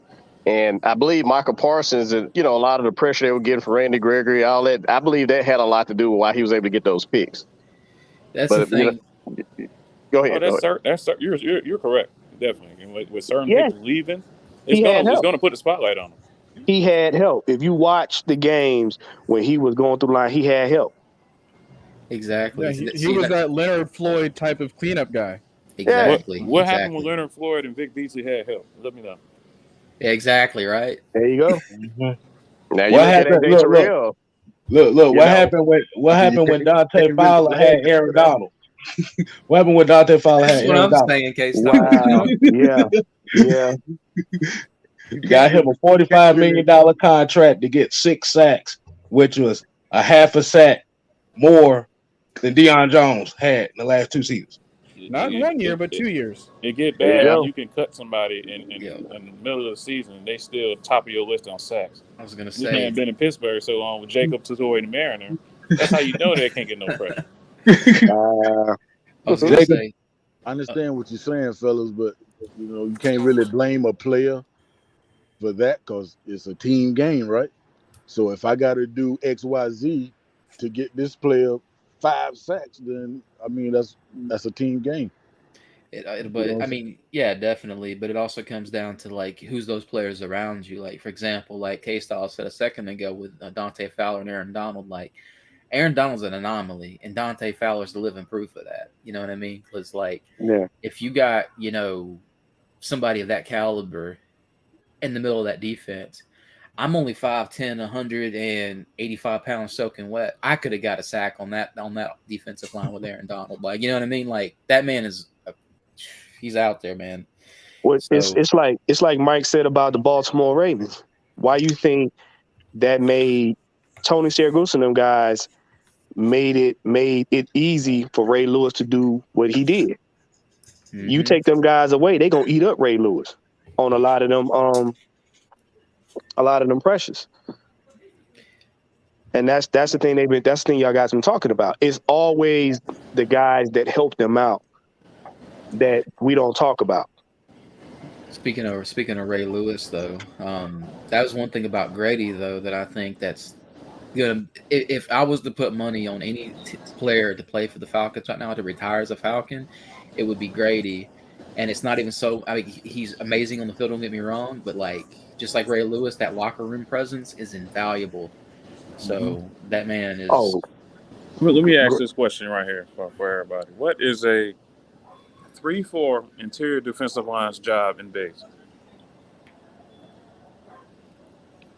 It's pretty much just sit in that gap and wreak havoc and occupy certain space. And free up for who? Well, the edge guys. Edge guys and any linebackers going through the lanes. Like they linebacker. So can you tell me when did we do that for our players that we have? We saw them get pushed back. Tyler Davidson get pushed back all the way back to Macon, Georgia. Yeah. oh boy. I thought it was Route 96. Wherever route that go, I don't even know where that go. That's still. And yet it was still Foye, the 6 foot 215-pound Foye, and it was still Deion Jones, the 6'1", 215 himself. It was these like undersized, typically linebackers that were still able to make all the stops, regardless of who was playing up in front of them. Like you can remove 3 people from the defensive line, it really wouldn't have mattered because it's not like they did anything in front of them anyways. I was gonna say other than Grady. No, yeah, you're right, definitely. Have When you we talk guys? about when we talk about the linebackers, we should talk about the solo tackles as well. Who had better solo tackles? Deion did, but nobody wants to talk about that part. Fourier almost led the team in assisted tackles. Because they want him off the team, not paying attention to the fact the man had a shoulder injury. They talking about, oh man, that's why he had a lack of effort. That's why he wasn't playing hard. Do you understand how hurt someone's shoulder is? And then imagine you have to smack yourself, your 215-pound body, into somebody bigger than you consistently. Honestly, it hurts. I don't think it really much. It has anything to do with the production on the field because I think they were fine as far as their production went. Like I've been saying for a while now, I think it's going to come down to money. Like that's really all it's going to be. Like if Deion is not on this team, it's because of that contract. That's a respectful reason. That was Terry Fondo makes that decision, then that's fine if it's a money. But I'm saying the fans want him thinking he just sucks. I mean, we need Sean Evans, Troy Anderson, Michael Walker. They all better than him for some reason. Because they hear a narrative, they don't do research and they run with it. And then when they hear the other half of the narrative, then they well, he still sucks because they want to be right. They don't want to be informed. It's as much as I hate Yeah. Jeff Schultz from The Athletic for that reason. He is the only reason people even know Rich McKay even on his damn staff. But nobody talks about Rich McKay. There's no reason to. I mean, yeah. He said that. But what I was gonna say earlier about like Dion leading the team in like solo tackles, like with the injury that he had, like could you imagine a receiver like leading his team in like receptions with like a fractured wrist? Yeah, exactly. That's like Right. playing quarterback with like a fractured elbow or a shoulder or something. Like there ain't no follow through. A running back with a bum knee and a broken ankle. And then they want to say that he lacked leadership. What? Yeah, I'm thinking he sustained that pretty early on in the season, and he just was out there toughing it out, and that would explain a lot of it for his, like the lack of production. I wouldn't say like the lack of production on the field, but like the lower quote unquote grades that these people gave him, right? But he was out. He was I out don't there think he helping out really Fourier. had. But he was out there helping out Fourier too. That's Yeah, the that's whole thing. Helping out. He literally has video, documented video of this when he's mic'd up. He shows a lack of Yeah, leadership. That he don't was make helping sense to out me. Fourier. So a lot of the stats that they talking about he dropped in, those went to Fourier, helping Fourier do what he did. What does This toughing man- out this a man- serious injury show you? Leadership. Yeah, exactly. That's what I This was man- getting at. I This mean, man, the fact that this man had a bum shoulder, and still was damn near the best linebacker in the league. I think a lot of people used to seeing Deion Jones that was always getting turnovers, and this season they didn't see that, or maybe for the past few seasons they didn't see that, so they felt like, He's okay, this guy's declining. no good. But See, the thing is, about- they don't understand that the team around him got worse as well. the thing about He was able to Deion- do that when they had That's better my players point. around him. Because when he had them stats, who was on the field with him to help him out? We had Don Tyree Poe, Grady Jarrett. We had all types of defensive ends that was actually Yeah. getting pressure. There you go. People that were able to let him roam like he needs to be. But like even last year when he had his bum shoulder, like the best thing about Deion, in my opinion, is how smart he is, because he was able to go out there with a bum shoulder and still help feed Foye. You know what I mean? What people don't know is that we literally finished the season with more people that didn't even start the season with this team. We start Anthony Rushing, Mike Pinnell, and James Walters. Come on, man. But you So know y'all what though? expecting Deion to be a Pro Bowler with But guys no, that's but you know what? When people attach a narrative to a certain player, they X out the team as though the player is on the field by himself. Yeah, right. That's the point blank. Whenever they attach a narrative to a player, they're gonna skip over everything else, X out the team as though he running up and down the field by himself. Okay. Have you guys just trying heard to get reports on the player Horn? Timothy Horn. Yeah, anybody heard any reports? Hold on, what? No, wait. No, what's that? I'm just gonna say, like, we're starting to get more people trickling in. I think 10 is the maximum amount Yeah, of people it we're is. gonna have on the panel. So I'm probably gonna sacrifice myself so that I can get Big Sam on here for y'all because he's finally ready. So I'll go ahead on the drop too. I appreciate y'all. All right, You man. too. All right, brother. All right. Uh-oh. It is Big Sam. OG. OG, triple OG, and we got the Wolf. We got the wolf in the building. What up? Want going on, fellas? How's everybody doing? Oh, we great, bro. We loving it. Okay. I want the OG to be on. Let the OG go before I start disrespecting. Oh, well, like OG. Well, the thing is, he really can't do much because of his probably connection or something. Okay. Okay. What you got, Wolf? I mean, so we talking about the QBs or what, like is that the today the QBs or whatever's on your mind, man? Whatever you want to get off. Because I'm not hearing any other adjectives but compete. I don't hear no other adjectives. Now, if the experts say we're gonna win 2 games, what type of energy am I supposed to have as a Falcon fan? If we're only supposed to win 2 games, I listen to all the experts. What type of energy am I supposed to have? What are we supposed to do? We got to listen to the experts, right? They're the experts, right? I stopped listening to them years ago. Oof. If I would have listened to the experts was in school, I'd have been in jail for 1,000 years. Remember, Mel Kiper Jr. is an expert. Exactly. He ain't an Skip expert in the Bayless is an hairline expert. though. He a simp. Exactly. So, I mean, listen, I think Marcus is going to do a great job. I think Desmond's doing a great job too. I mean, you're not replacing Matt Ryan, right? That's not possible right now. We don't even know what type of capabilities these two quarterbacks have. They're not Matty. They're not Matty by a long shot. We know that. This is not even, it ain't even close. But it could be. We don't know. We don't know the possibilities.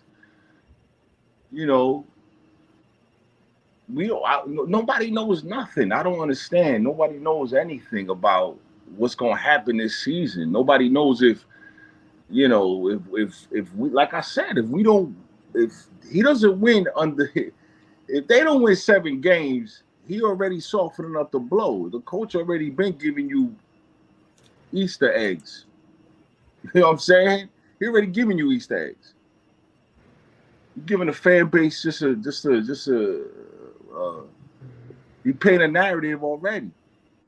So who knows what to expect? Who knows? Me personally, shit, man. This God bless the people in Texas. God bless the people in Buffalo. God bless all the people that have gone through mass shootings. Sometimes we got to think about stuff outside of what just football is. Word. Yeah, Arthur Smith had to come out with some sort of a statement about that. Yeah. Sometimes you got to think about, this sometimes there's things that's bigger than football. I got a 6-year-old, and when your 6-year-old ain't safe to go to school, it's a bigger problem than just what we talking about, the quarterbacks or the defense or special teams or whatever. Real talk. You know what I'm saying? I mean, I get it. You know what I'm saying? I get it because every content creator is different. Every person is different. I get that. But, man, we got to do a better job just as human beings when your kids can't go to school safely. Well, we can always put on that CNN hat real quick. Well, that's why I got that's why I we finna go down. Oh, we could definitely go down that road now. Listen. I ain't ready for that. I don't up the energy for nobody and nothing like that because look, I enjoy you. You guys just, you guys are awesome, man. Mike, I don't understand why K Styles ain't at 1,000 subscribers yet, but we need to get him to 1,000 subscribers. I keep saying it. We gotta get him to 1,000 subscribers. But my energy was a little crazy this week just because, man, when your kids ain't safe to go to school and learn, man, it's a different vibe, man. It is a different vibe for me personally. You know what I'm saying? And I don't want to bring the whole panel down, and you know what I'm saying. I ain't trying to give no bad energy, but I'm just saying, man. Man, look, if I could go to Pro Football Focus office, if anybody wants to shoot me the email, I'll go there myself and start smacking the shit out of everybody in that office. There you go. Because they don't know what they don't know what's what. Shit. I listened to a Detroit Lion fan the other day, and they was like, it's 2 games, whatever. Who knows? Detroit might win 5 games, 6 games. It's Super Bowl time over there if they win 6, 7 games. It's Super Bowl time over there. Did you see how happy those fans were when they won 2 games? Yeah. Shit, they waiting for their first playoff. They ain't won a playoff game since 1991. There you go. Bro, they ran out on the field when they won that game. Like it was the Super Bowl. Listen, sometimes look. If the Falcon fan base, we rank number 18. I read the article. We rank number 18 or whatever.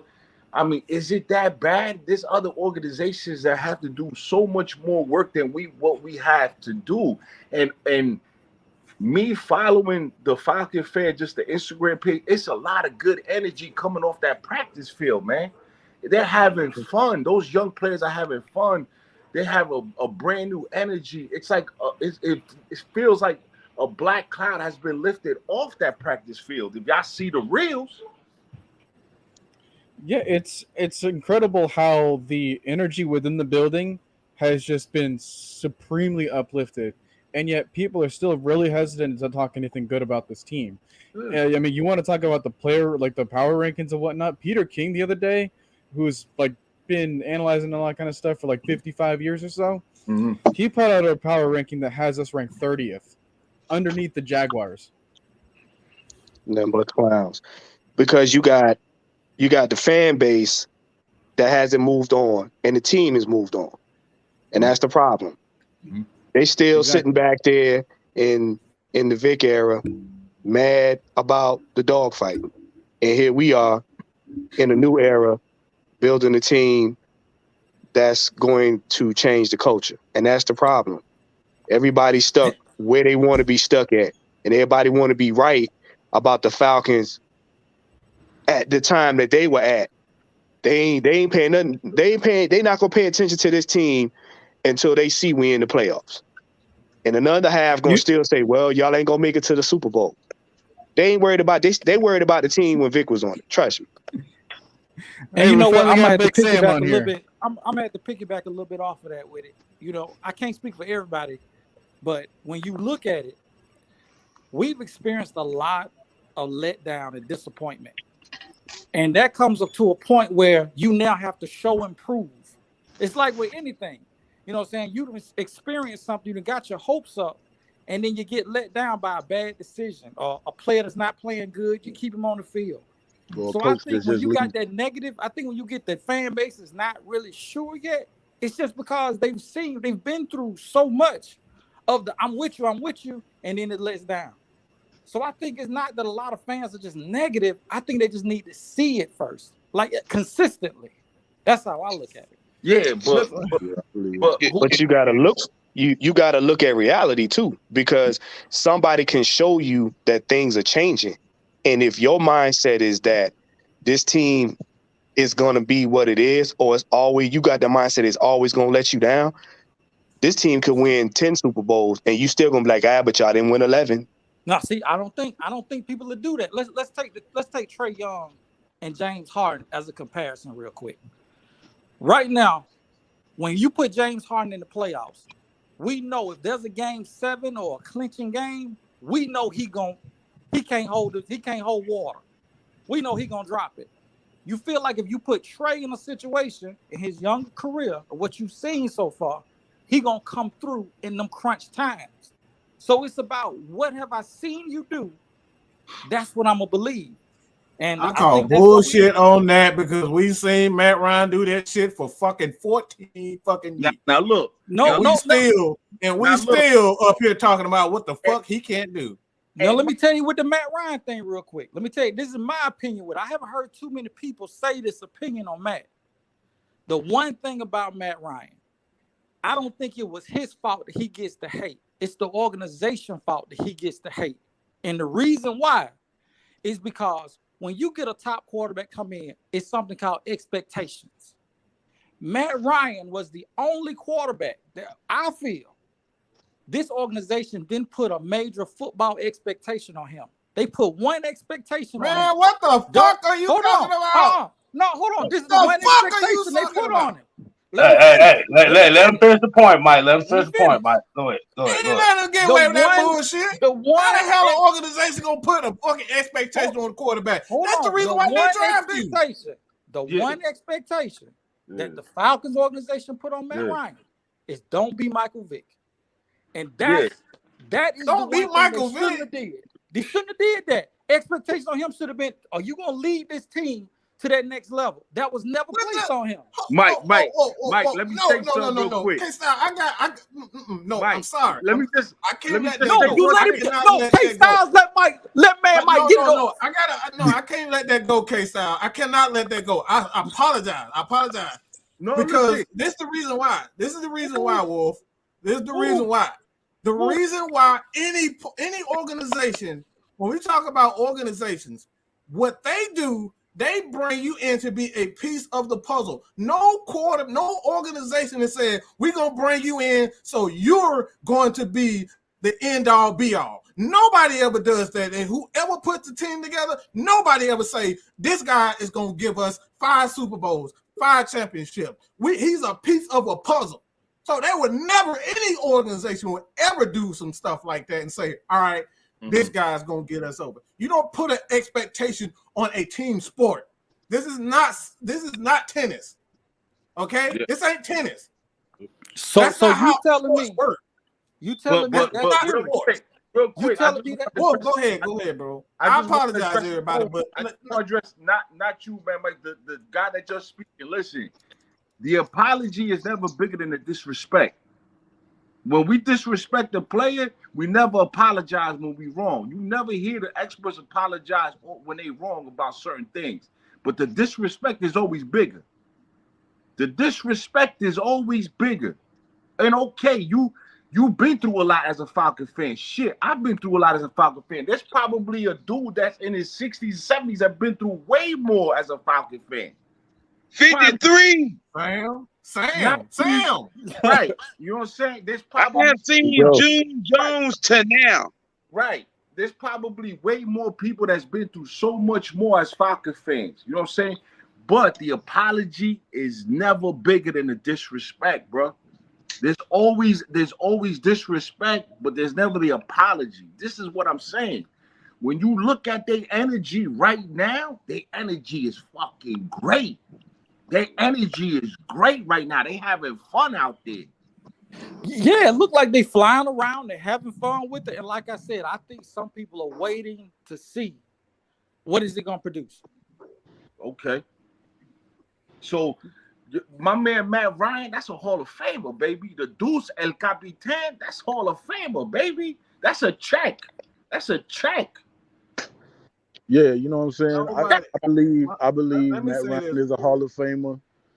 And you know what I'm saying? He was that dude for MVP. Check. But MVP, my thing is check. Anything I have to say against Matt Ryan, and I know y'all saw it too. Y'all watched the game just like me. But it seemed like he started throwing the balls behind the receiver a lot. You know, like if a DB is right on your ass, I would like for you to throw it out in front of me so I can reach out and grab it, and don't throw it at my body so the DB can just knock it down. No, yeah, you know what I'm saying? Let me jump in out. He was doing that a lot. Those happen at times with it. But you had the fans and you had that media, and they picked and chose what they wanted. They picked and chose what they wanted to complain with Matt Ryan about. Right. And I think the organization, it should have been a better type of PR. He didn't have good PR because when you look at the numbers was there. But when you look at what the expectations, I'm still say again, it was just, hey, stay clean cut, don't be Vick. And he did that. He accomplished that. No, yeah. Honestly, I'm gonna tell you what. If you look at the first game Matt Ryan played, and you look at the events leading up to Matt Ryan coming into the game, nobody expected Matt Ryan to be as good as he is. Period. And that's the problem. They thought Matt Ryan was gonna sub out that game, do a little something. The other guy was gonna come back, and it was gonna go back to, game as usual. When Matt Ryan started throwing touchdowns, he started making plays. You could even hear the announcer say, that's how you start off a career. Nobody expected that. So that expectation led to people making narratives and started to nitpick this man's career. And they harp on more of his mistakes than they did his accomplishments. Because again, at the time, he did not fit the image that was portrayed in Atlanta. And when you don't have expectations on a person to be great out the gate, and then he does the opposite, and if that's not what fits your narrative, you're going to nitpick this man. That's why for 14 years they nitpicked, and he still did what he did. And they're going to nitpick him again. That's why everybody now quieted down when he went to Indy. But I guarantee you, let him win a Super Bowl, and then it's going to come back on the Falcons. Man, the Falcons were stupid for letting him go. It's never going to be an end with this team. Yeah, but Matt Ryan is from Northeast going to a market in the South that was predominant. that Shannon Sharp himself said is predominantly a black community. Shit, I'm not even accepted by certain fans down there, and I'm Puerto Rican, and I ain't even down there by certain fans. From up north, you ain't even down with us. I'm like, what you talking about? Like, football is football. Yeah. You see what I'm saying? And Yeah. But see, I didn't even see race with it. I didn't see race with it because there's a ton of black fans. Wait They're like, okay. they're like that. Well, wait a minute. Wait, sometimes it is because Vick was so in the hip hop culture, bro. Hip hop culture at that time was at the height. Now, why this though? Why you think Jerry Glansville was so popular in the 90s? Because they came out with a different type of style. Remember, it's the only team with a 30 for 30 without a Super Bowl, baby. That and the Buffalo Bills, but they went 4 times. And the only reason why they gave us a 30 for 30 is because of our style. That was the first thing that they said, was because the Falcons had the different type of style, the black, all that other stuff. But that's a predominantly black community. So Matt Ryan went in there like Bubba Sparks, bro. He went in there like the daughter of Bubba Sparks. Yeah, it was more so of Asher Roth. There you go. You know what I'm Okay, yeah. And then, like he's not Michael. He ain't Michael Vick, not by a long shot, but he's a way better player than Michael Vick. Way better. See, I think what it came down to with the Michael Vick thing and the Matt Ryan thing. See, this is kind of what happens when you deify somebody. See, Michael Vick was God status down here, so it was like, okay, we look up to him, we see him, he's the representation of us. And then you're going from Michael Vick to Matt Ryan. And like I said, it's not the whole Falcon fan base, but it's a particular part of the fan base that still holds on to that. And be like, damn, I wish he was still here. But the thing about it is, if we don't appreciate what we have at the moment, you tend to take the moment for granted. Like you said with Matt Ryan. Matt Ryan literally got booed down here in Atlanta when they drafted him anyway, because they really wanted Glenn Dorsey, if I remember correctly. Oh boy. Kind of sounds like the disappointment the crowd had when they took Ritter. Pretty much. Right. Over Malik Willis. Excuse me. Hey. But go ahead.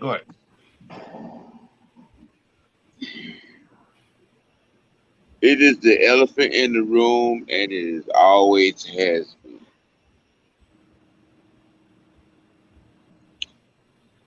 With Mariota and Ritter, you really want to know what the problem is?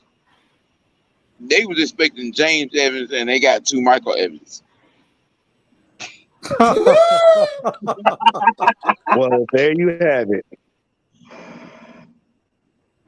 That's what's wrong with this fan base right now, to this very point right now, as we speak. That is exactly what's wrong with them. All this stuff about Debo and then trying to put Drake London down, and that ain't what's wrong with them. That's just bullshit. That's smoke screen. They wanted James Evans, and they got 2 Michael Evans. Let that sink in. You know, we got to break it down too, even deeper when it comes to the fan base. This is a transient city. So a lot of these cats is coming here. They got loyalty in other teams. So when they come down here, and the mere fact that they are happy about a man that put his playbook in his trunk and never looked at it and had to run for his life, and they blamed it on the offensive line. Let that sink in. They think this man is a god. Well, yeah, but like hip hop, the expectation ain't no was yeah, to... but ain't no yeah, but ain't no yeah, but that's what's wrong with this fan base. The hip hop culture made him a god, man. The hip hop culture made him a god, man. At that time, Michael Vick was in the hip hop. Hip hop at that time was so big. had people. I got a screenshot of a whole conversation about a man telling me about excitement is more important than winning. Watch this, right? In 07, 08, I guarantee you, people that's my age, 45, was wearing other teams' jerseys because jerseys were so popular. True or not? Absolutely. Everybody and their mama had a Mike Vick jersey. Mother had to, especially when Fab came out with the jersey switching and all that. Everybody was wearing different jerseys. And Michael Vick's jersey was off the chain. It was crisscross for me. Michael Vick's jersey was out of this world. I'm gonna tell you why in New York. It was so popular, the Vick jersey, the number 7, because the number 7 up here was popular with the 7, which is like a popular. I don't know if it's a religion or a way of life. It's gods and herbs is the 7, which is knowledge up here. Here, the 7 was big with the gods and herbs up here in New York City at that time. That jersey and the Roethlisberger, before he caught his case, the rape case he caught, those 2 jerseys up here was popping off crazy. Michael Vick was on a whole different plane when you talk about just in the black community, just in a black community alone across America. You want somebody like that to succeed. It's just that Matt Ryan just did it in a different way. Wow. And you got a white boy going to the South and he eating food down there. Matt Ryan was eating food. So I want to ask y'all boys a question though. Yeah. Is it okay for a fan not to like Matt Ryan? I mean, like, is he not a fan? Like, I don't like dumb shit people say, but I can respect him as a man, as a person. If both of us like pizza, we love pizza, but I just don't like pineapples on mine. Is that okay? But the thing is, it's about being honest about it, though. Let me do it. Stop. Because you know what I'm saying, I'm born and raised in Georgia. You couldn't speak about no other team in my house except for Atlanta Falcons. You know what I'm saying? Stop right. So stop. you know what I'm saying, and let me I just feel like going to it.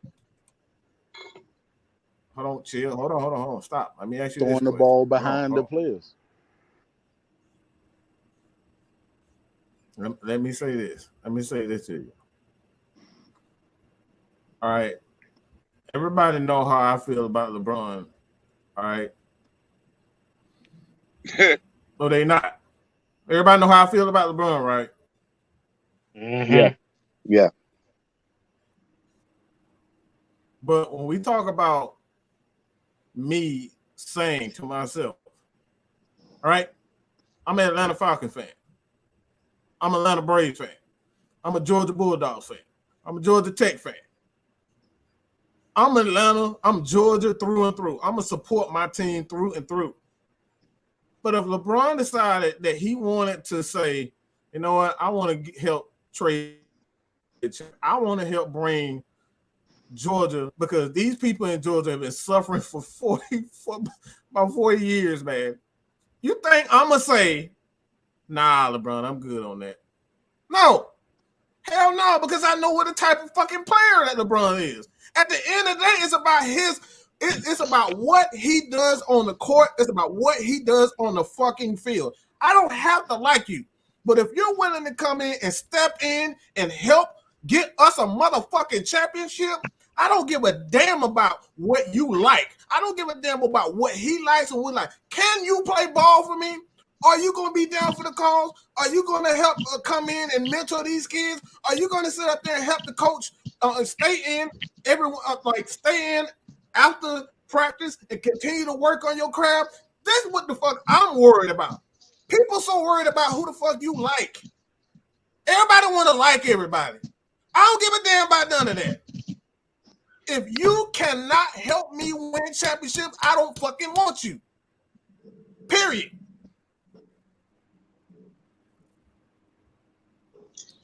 But to kind of piggyback on his question about kid you like it, like the issue isn't about downing somebody because they don't like Matt Ryan. It's the fact that people don't want to say it.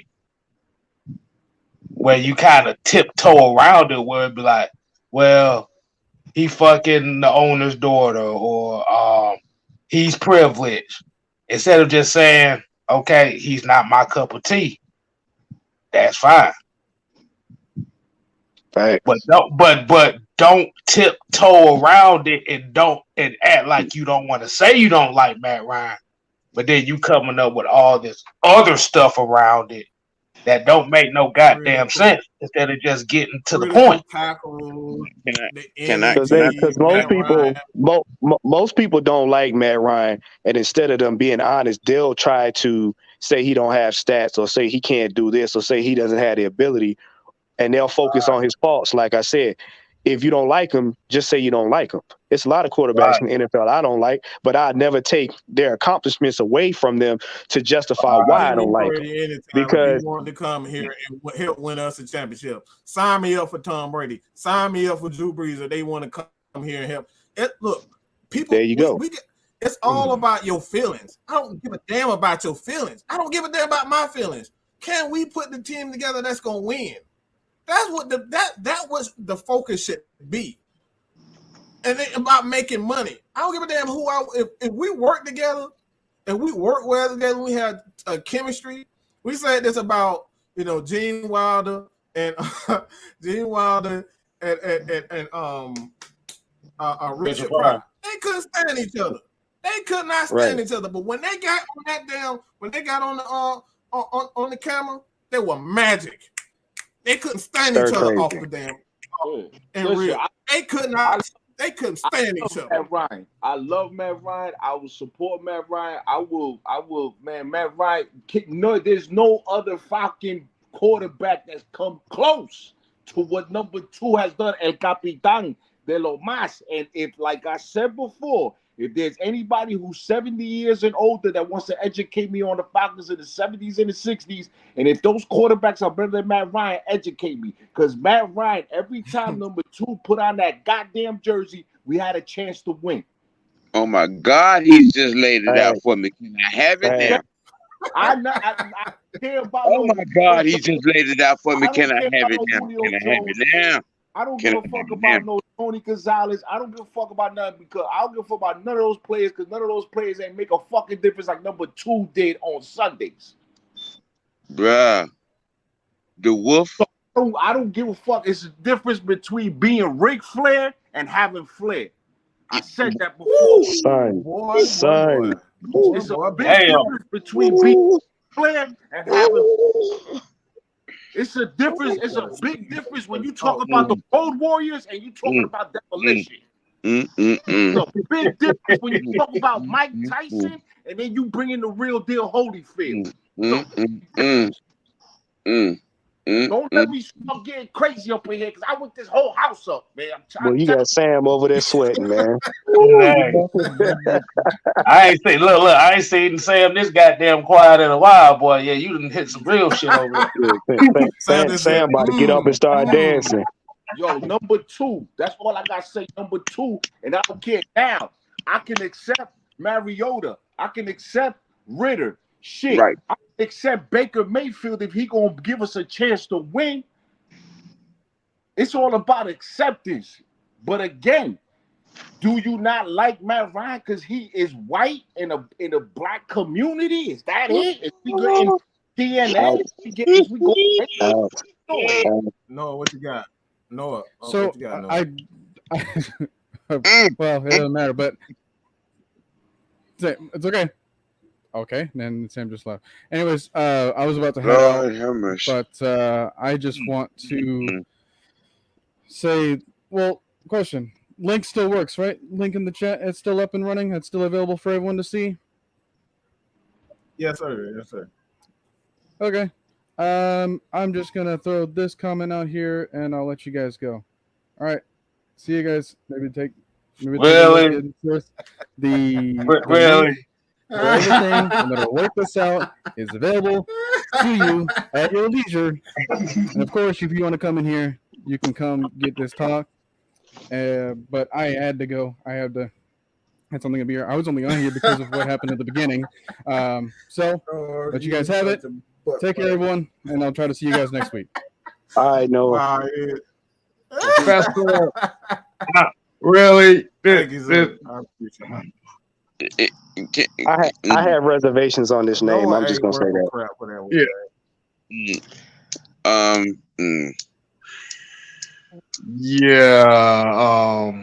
Good looking honky. What the hell was this shit?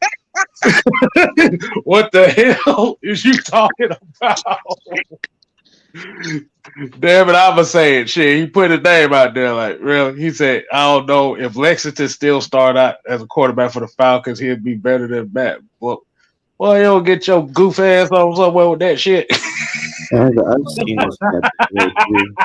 You, sir, have been sipping scissor. This Alex, you saying? Yeah, this guy comments a lot on Falcons media posts, talking about Matt Ryan as the source of practically all problems Falcons. So as much as I try not to discredit people, this guy has very low credibility in my opinion. So how Matt Ryan? Oh man, don't let me get you back. I mean, look at first of all, look at his name. What's his name? That's the telltale.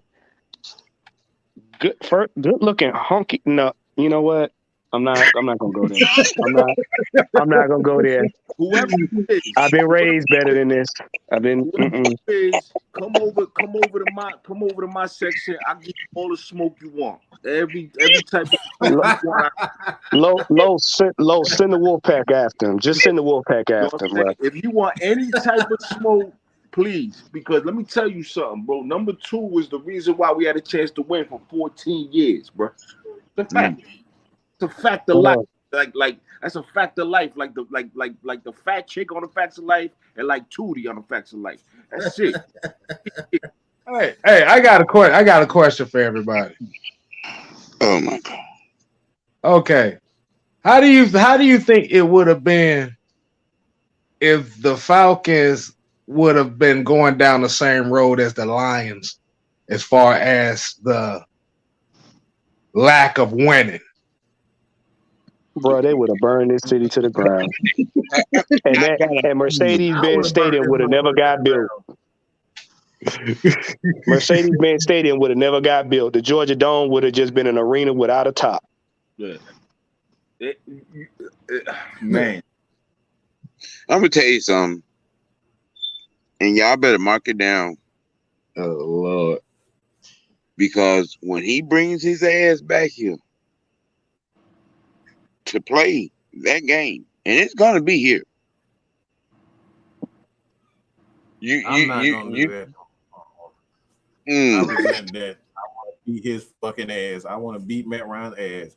I'm sorry. I don't get down like that. I'm gonna want to beat him that day too, and I'm gonna want I'm not gonna be smiling if he get his revenge. I'm not. I'm sorry. But you. You already know. You already know they're gonna have some Falcon Colts jerseys in the crowd. Y'all do know Matt. Y'all do know Matt Petty is for right. I'm raised differently. I'm raised differently. Once you're not on my team no more, look, I'm not cheering for you in no type of way. I'm not gonna be happy that you beat them. I don't want you to beat them. But when you go beat everybody else, it's all gravy. But when you step in my neighborhood, when you step playing against my, I am going to be wishing for us to beat that ass. Yes, I am. Man, listen. It's already set in stone. He step in. They gonna try to punish him. Trust me. All I'm saying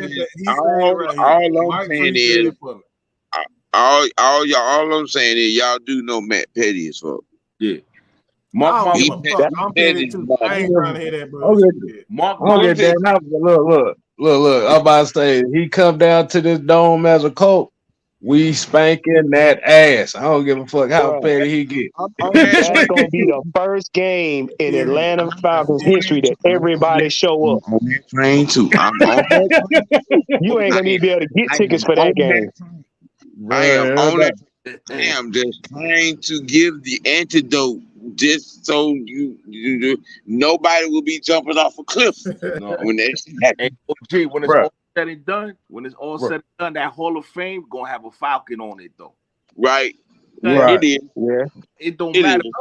It yeah, absolutely. don't matter. That game gonna be sold out so much. You're gonna have motherfuckers hanging through the roof. That's how much that game gonna be sold out, bro. Look. Hey, look, let me tell you something. They're gonna put that on Monday Night Football. That's gonna be a Monday night game on purpose. Yep. Exactly. I hope we down 28-3 and make a comeback on his ass. That's what I hope. Anybody who wants smoke about Matt Ryan in the comments, please come through. Cause I get it already. Cause I'm Puerto Rican. Please come through.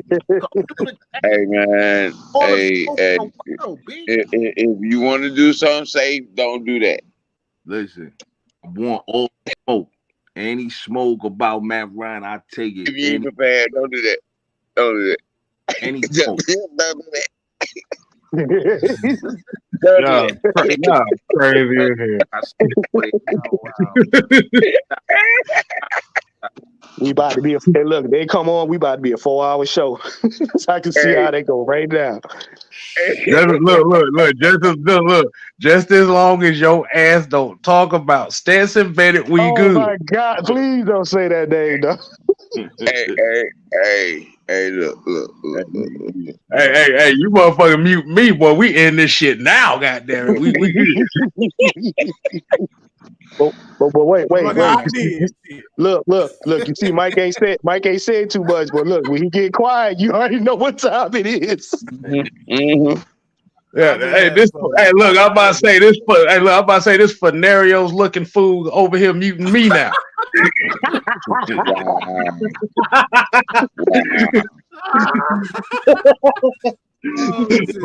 Wow, that's crazy. Look at that. Hey, kid, I want to say this real quick about the squad.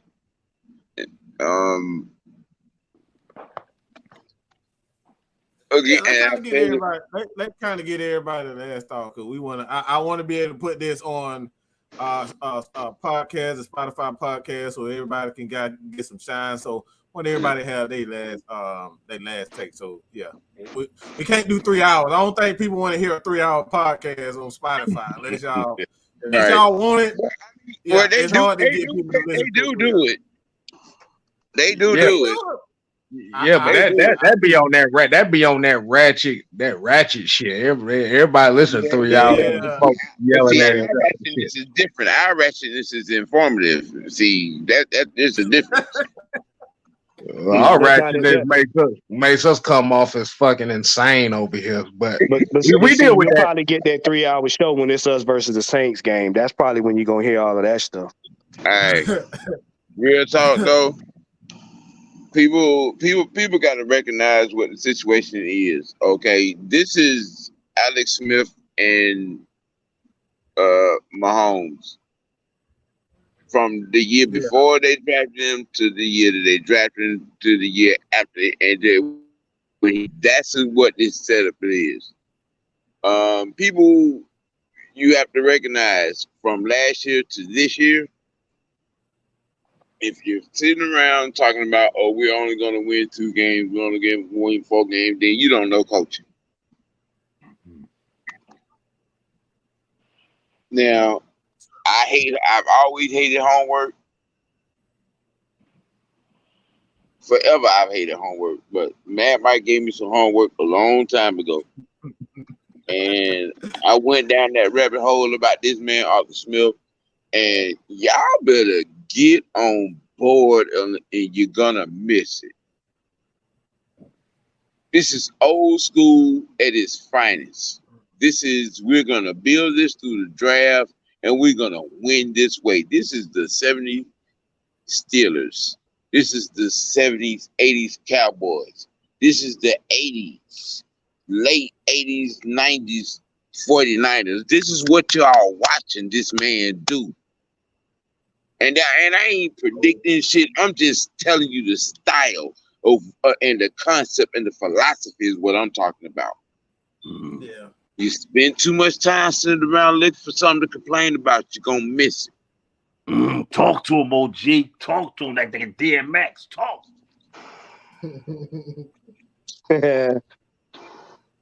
Just saying, man.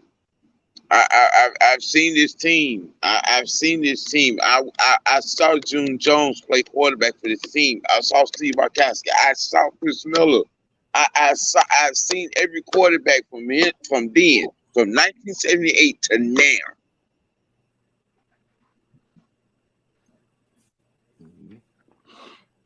And without a blind eye, I can tell you, put some respect on Matt Ryan's name if you ain't never seen nothing. If you want to talk about this franchise,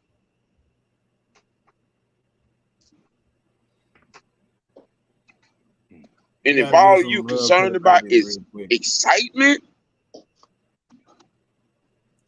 I gotta get a little Tyler Perry got a whole set of studios over there that can get you excited. Hold on one thing, Sam. Let me give a shout out to Cassie Stewart. Hey, I'm a Cowboys fan, but you all are my favorite guys. I also had to chime in and say hello, love the channel. We true. This means more to. I don't want to be disrespectful, but like this right here means more to us than any Falcon fan can give us, because this comes from the heart. Like, we're talking about a heart for somebody that really respects us for what we are, and they enjoys us for what we are. So, Cassie, we truly appreciate that. Anybody, like I said, ain't no love lost for the Falcon fan, but when we start getting respect and honor from fans for other teams, that right there means the world to us, bro. So, thank you, Cassie, for that. Because that means information is getting out. That's what that means. The truth is getting out. Authenticity is real. Yeah, we talk our shit, we clown and all that, but at the end of the day, you learn something. You learn something. And then that goes for all of us. I mean, but we argue for this fight every day, and then throughout all that, we mess around and learn something from each other, in philosophies and concepts and secrets, all of that. And y'all have no idea, man. I'm a stubborn motherfucker. I'm stubborn as hell. I'll just say, leave it at that. I'm stubborn as a motherfucker. All right, you want to go? K-Style, you about to go? Who want to go? I'll go.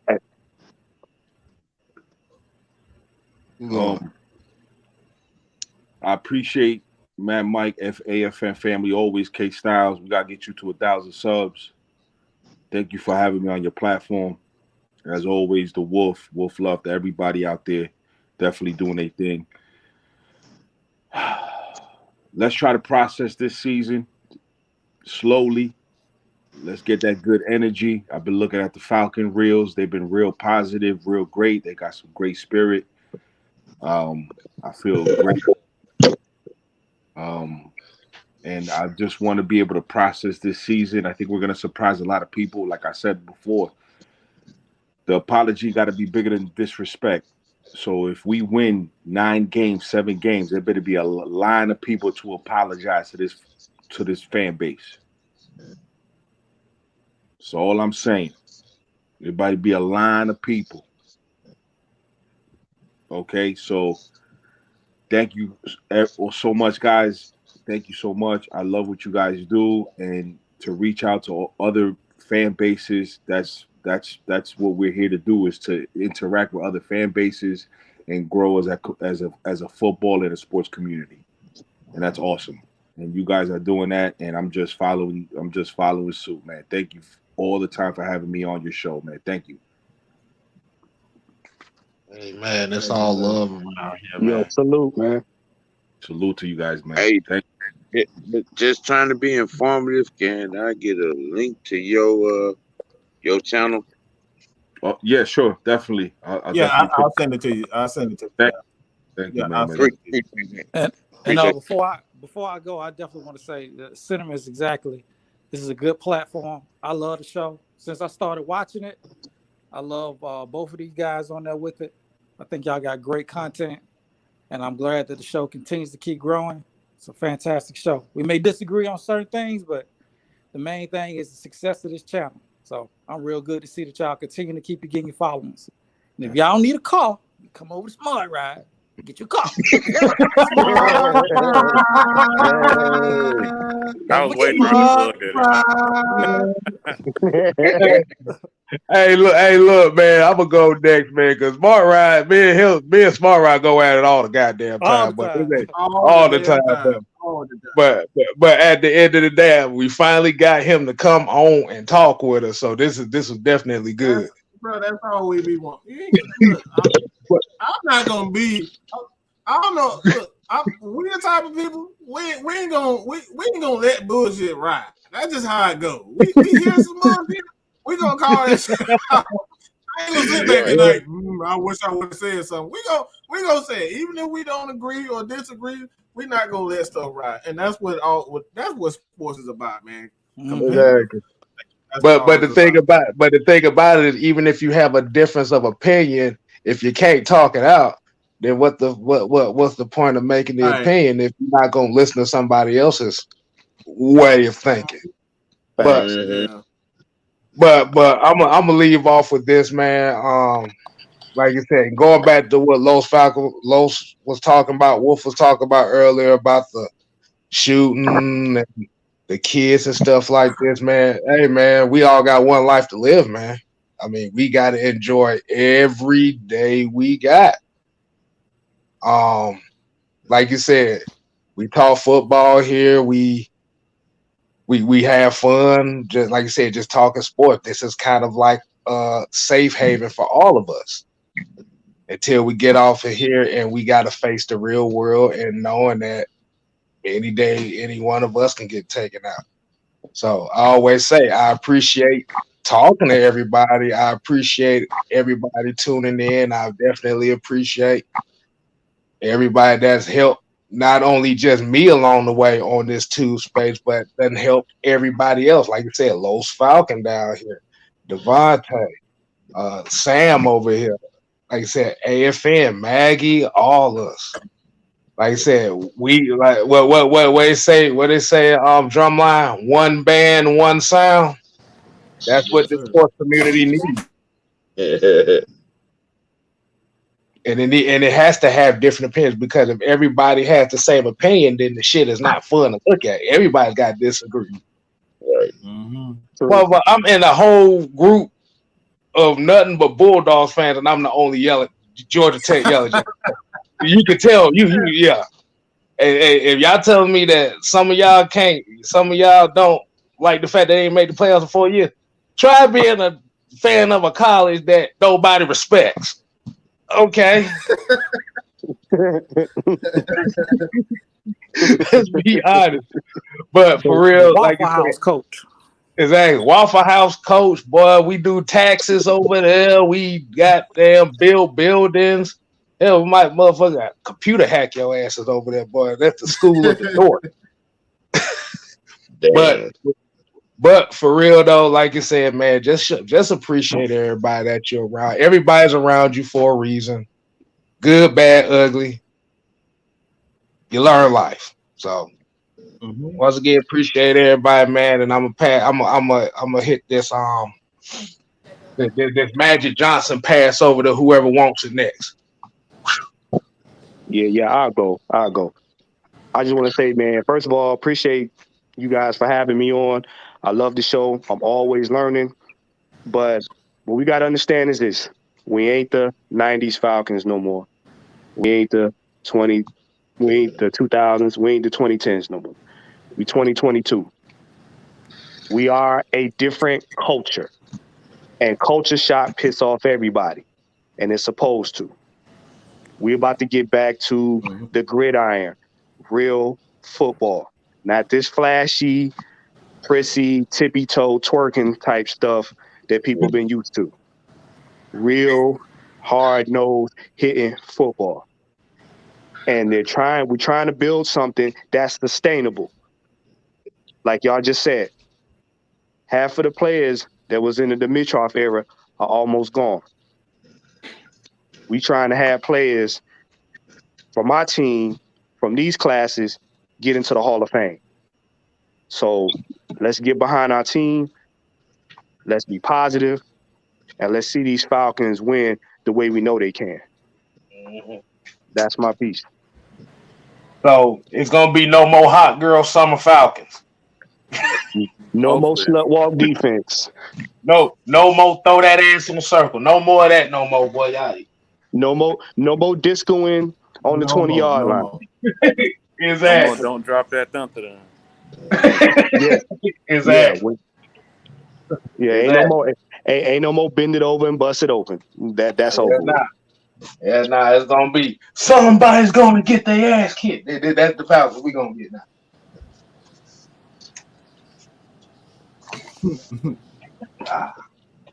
All right, Devontae, what you got, bro? All right, I'll just say this, man. We gotta throw expectation out the window. Let's ride with the team, game by game by game, man. Because if I have to throw in an example, I'm a Hawks fan. I've seen this team just the season prior not have a shot at even sniffing the playoffs and get to the Eastern Conference Final when everybody was saying they weren't nothing. They were just the fifth seed. They're not gonna get past this team. They're not gonna get past that team. So they don't look at the schedule and be scared. I ain't never scared. I don't care what team it is. I don't care if we're going against the 85 Bears. I want my team to win. Talk So your I want shit. them to win every single game and show up and support them like you know in your heart of hearts that they're going to win every single game. That's all I got to say.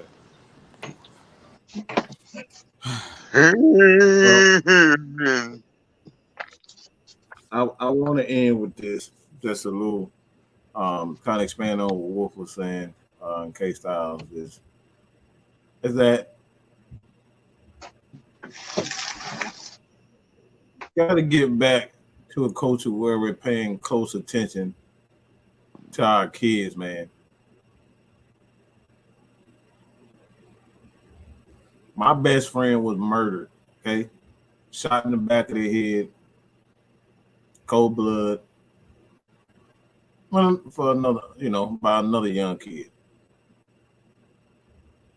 I had to bury him at a tender age of 19, 20. He was 20 years old. I was 21, he was 20. It took me about a decade to get over that situation. And I'm still kind of traumatized from it. Like, that's one of the reasons why they call me Mad Mike, because I react not so expectantly. It's just different emotions. Like, anything can trigger me at any given moment. I still have trust issues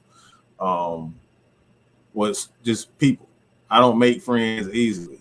So when I am your friend, take that for what it is.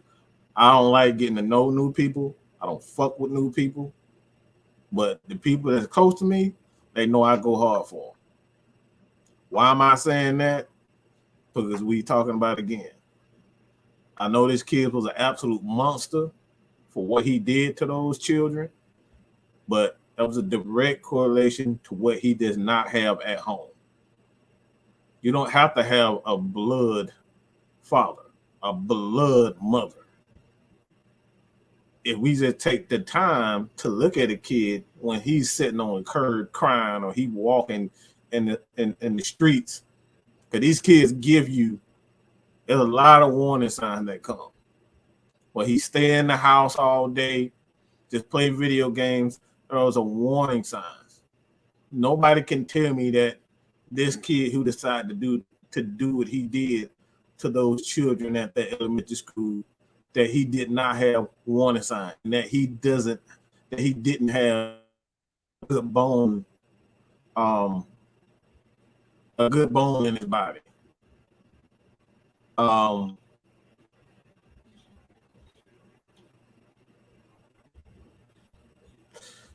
Those are kids, man.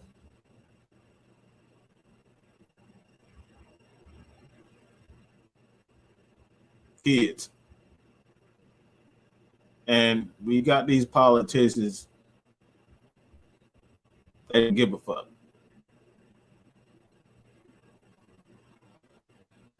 Politicians don't give a fuck.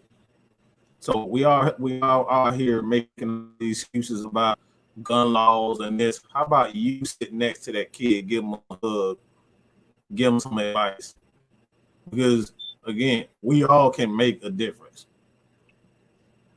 Don't put all the blame and say, well, these politicians got these tough gun laws. Again, I've seen kids sitting on the curb crying. What's wrong, little buddy? You good? Hey, man, here $5, here $20, man. Go get you something to eat, man. Everything gonna be okay. We don't do that anymore. We look at people distraught. We see these homeless people sitting at the store, sitting on the curb. You know they homeless, and you know they, you know these kids, these people are struggling, and we just walk past them. We got $3,000, $4,000, $5,000 in our pocket, in our bank accounts. You can go to a Waffle House and get them a meal. You can buy them a couple of shirts here at a Family Dollar for $10. You got $10 to spare. You can buy a kid a video game. You can buy a kid, some shoes and clothes and this. The problem is with this country, mostly, that everybody thinks it's okay to just mind your motherfucking business when you see people hurting. That's it. We're talking about kids. Anybody take time out to see what happened to that quote unquote monster did? Where his father at? Where his mother at? Because his grandparent was raising him. That's probably something that he was struggling with. Nobody loved him. So guess what? When you don't have that love, when you don't feel love, trust me, you start getting very angry. You start getting really resentful. You start to hate yourself. And then when you start hating yourself, you start hating everything that's better than you. So it's always a reason for everybody's madness. From Charlie Manson, didn't get no love. He didn't have no love and no guidance in his life, and he turned into a monster. There's so many instances where people are quote unquote monsters, but those monsters weren't born. So with that being said, we got to start giving a fuck again. Stop not saying anything. Bro, I'm telling you right now, if it wasn't for a few people in my hood, and we talking about dope dealers who told me, Mike, you got potential. You could be a great basketball player. You can be a great football player. If it wasn't for them, who the fuck knows where I'll be? Because I love the streets. I love hanging around the dope boys. Dope boys, we talking about dope boys. We talking about straight up killers in my neighborhood. Murderers. These were my best friends. So if these guys who are dope dealers, killers, and telling me the right thing, why the fuck are you're not a dope dealer, you're not a killer, why can't you help the next person? So with that being said, man, again, we gotta stop ignoring the kids. Help these kids out, bro. Help these kids are crying out for help. They're not fucking psychotic. They don't have the fucking right guidance. Everybody too fucking scared to say something. Stop blaming everything on the politicians. You do something about it.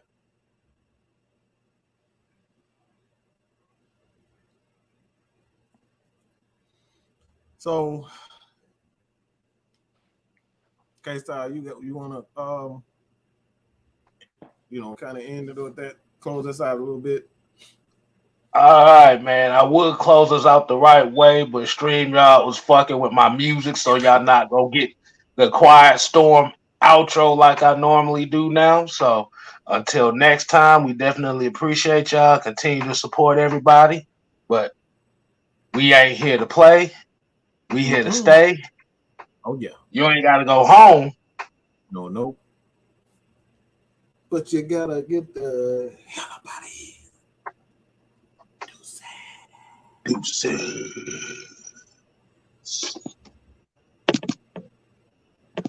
God damn it.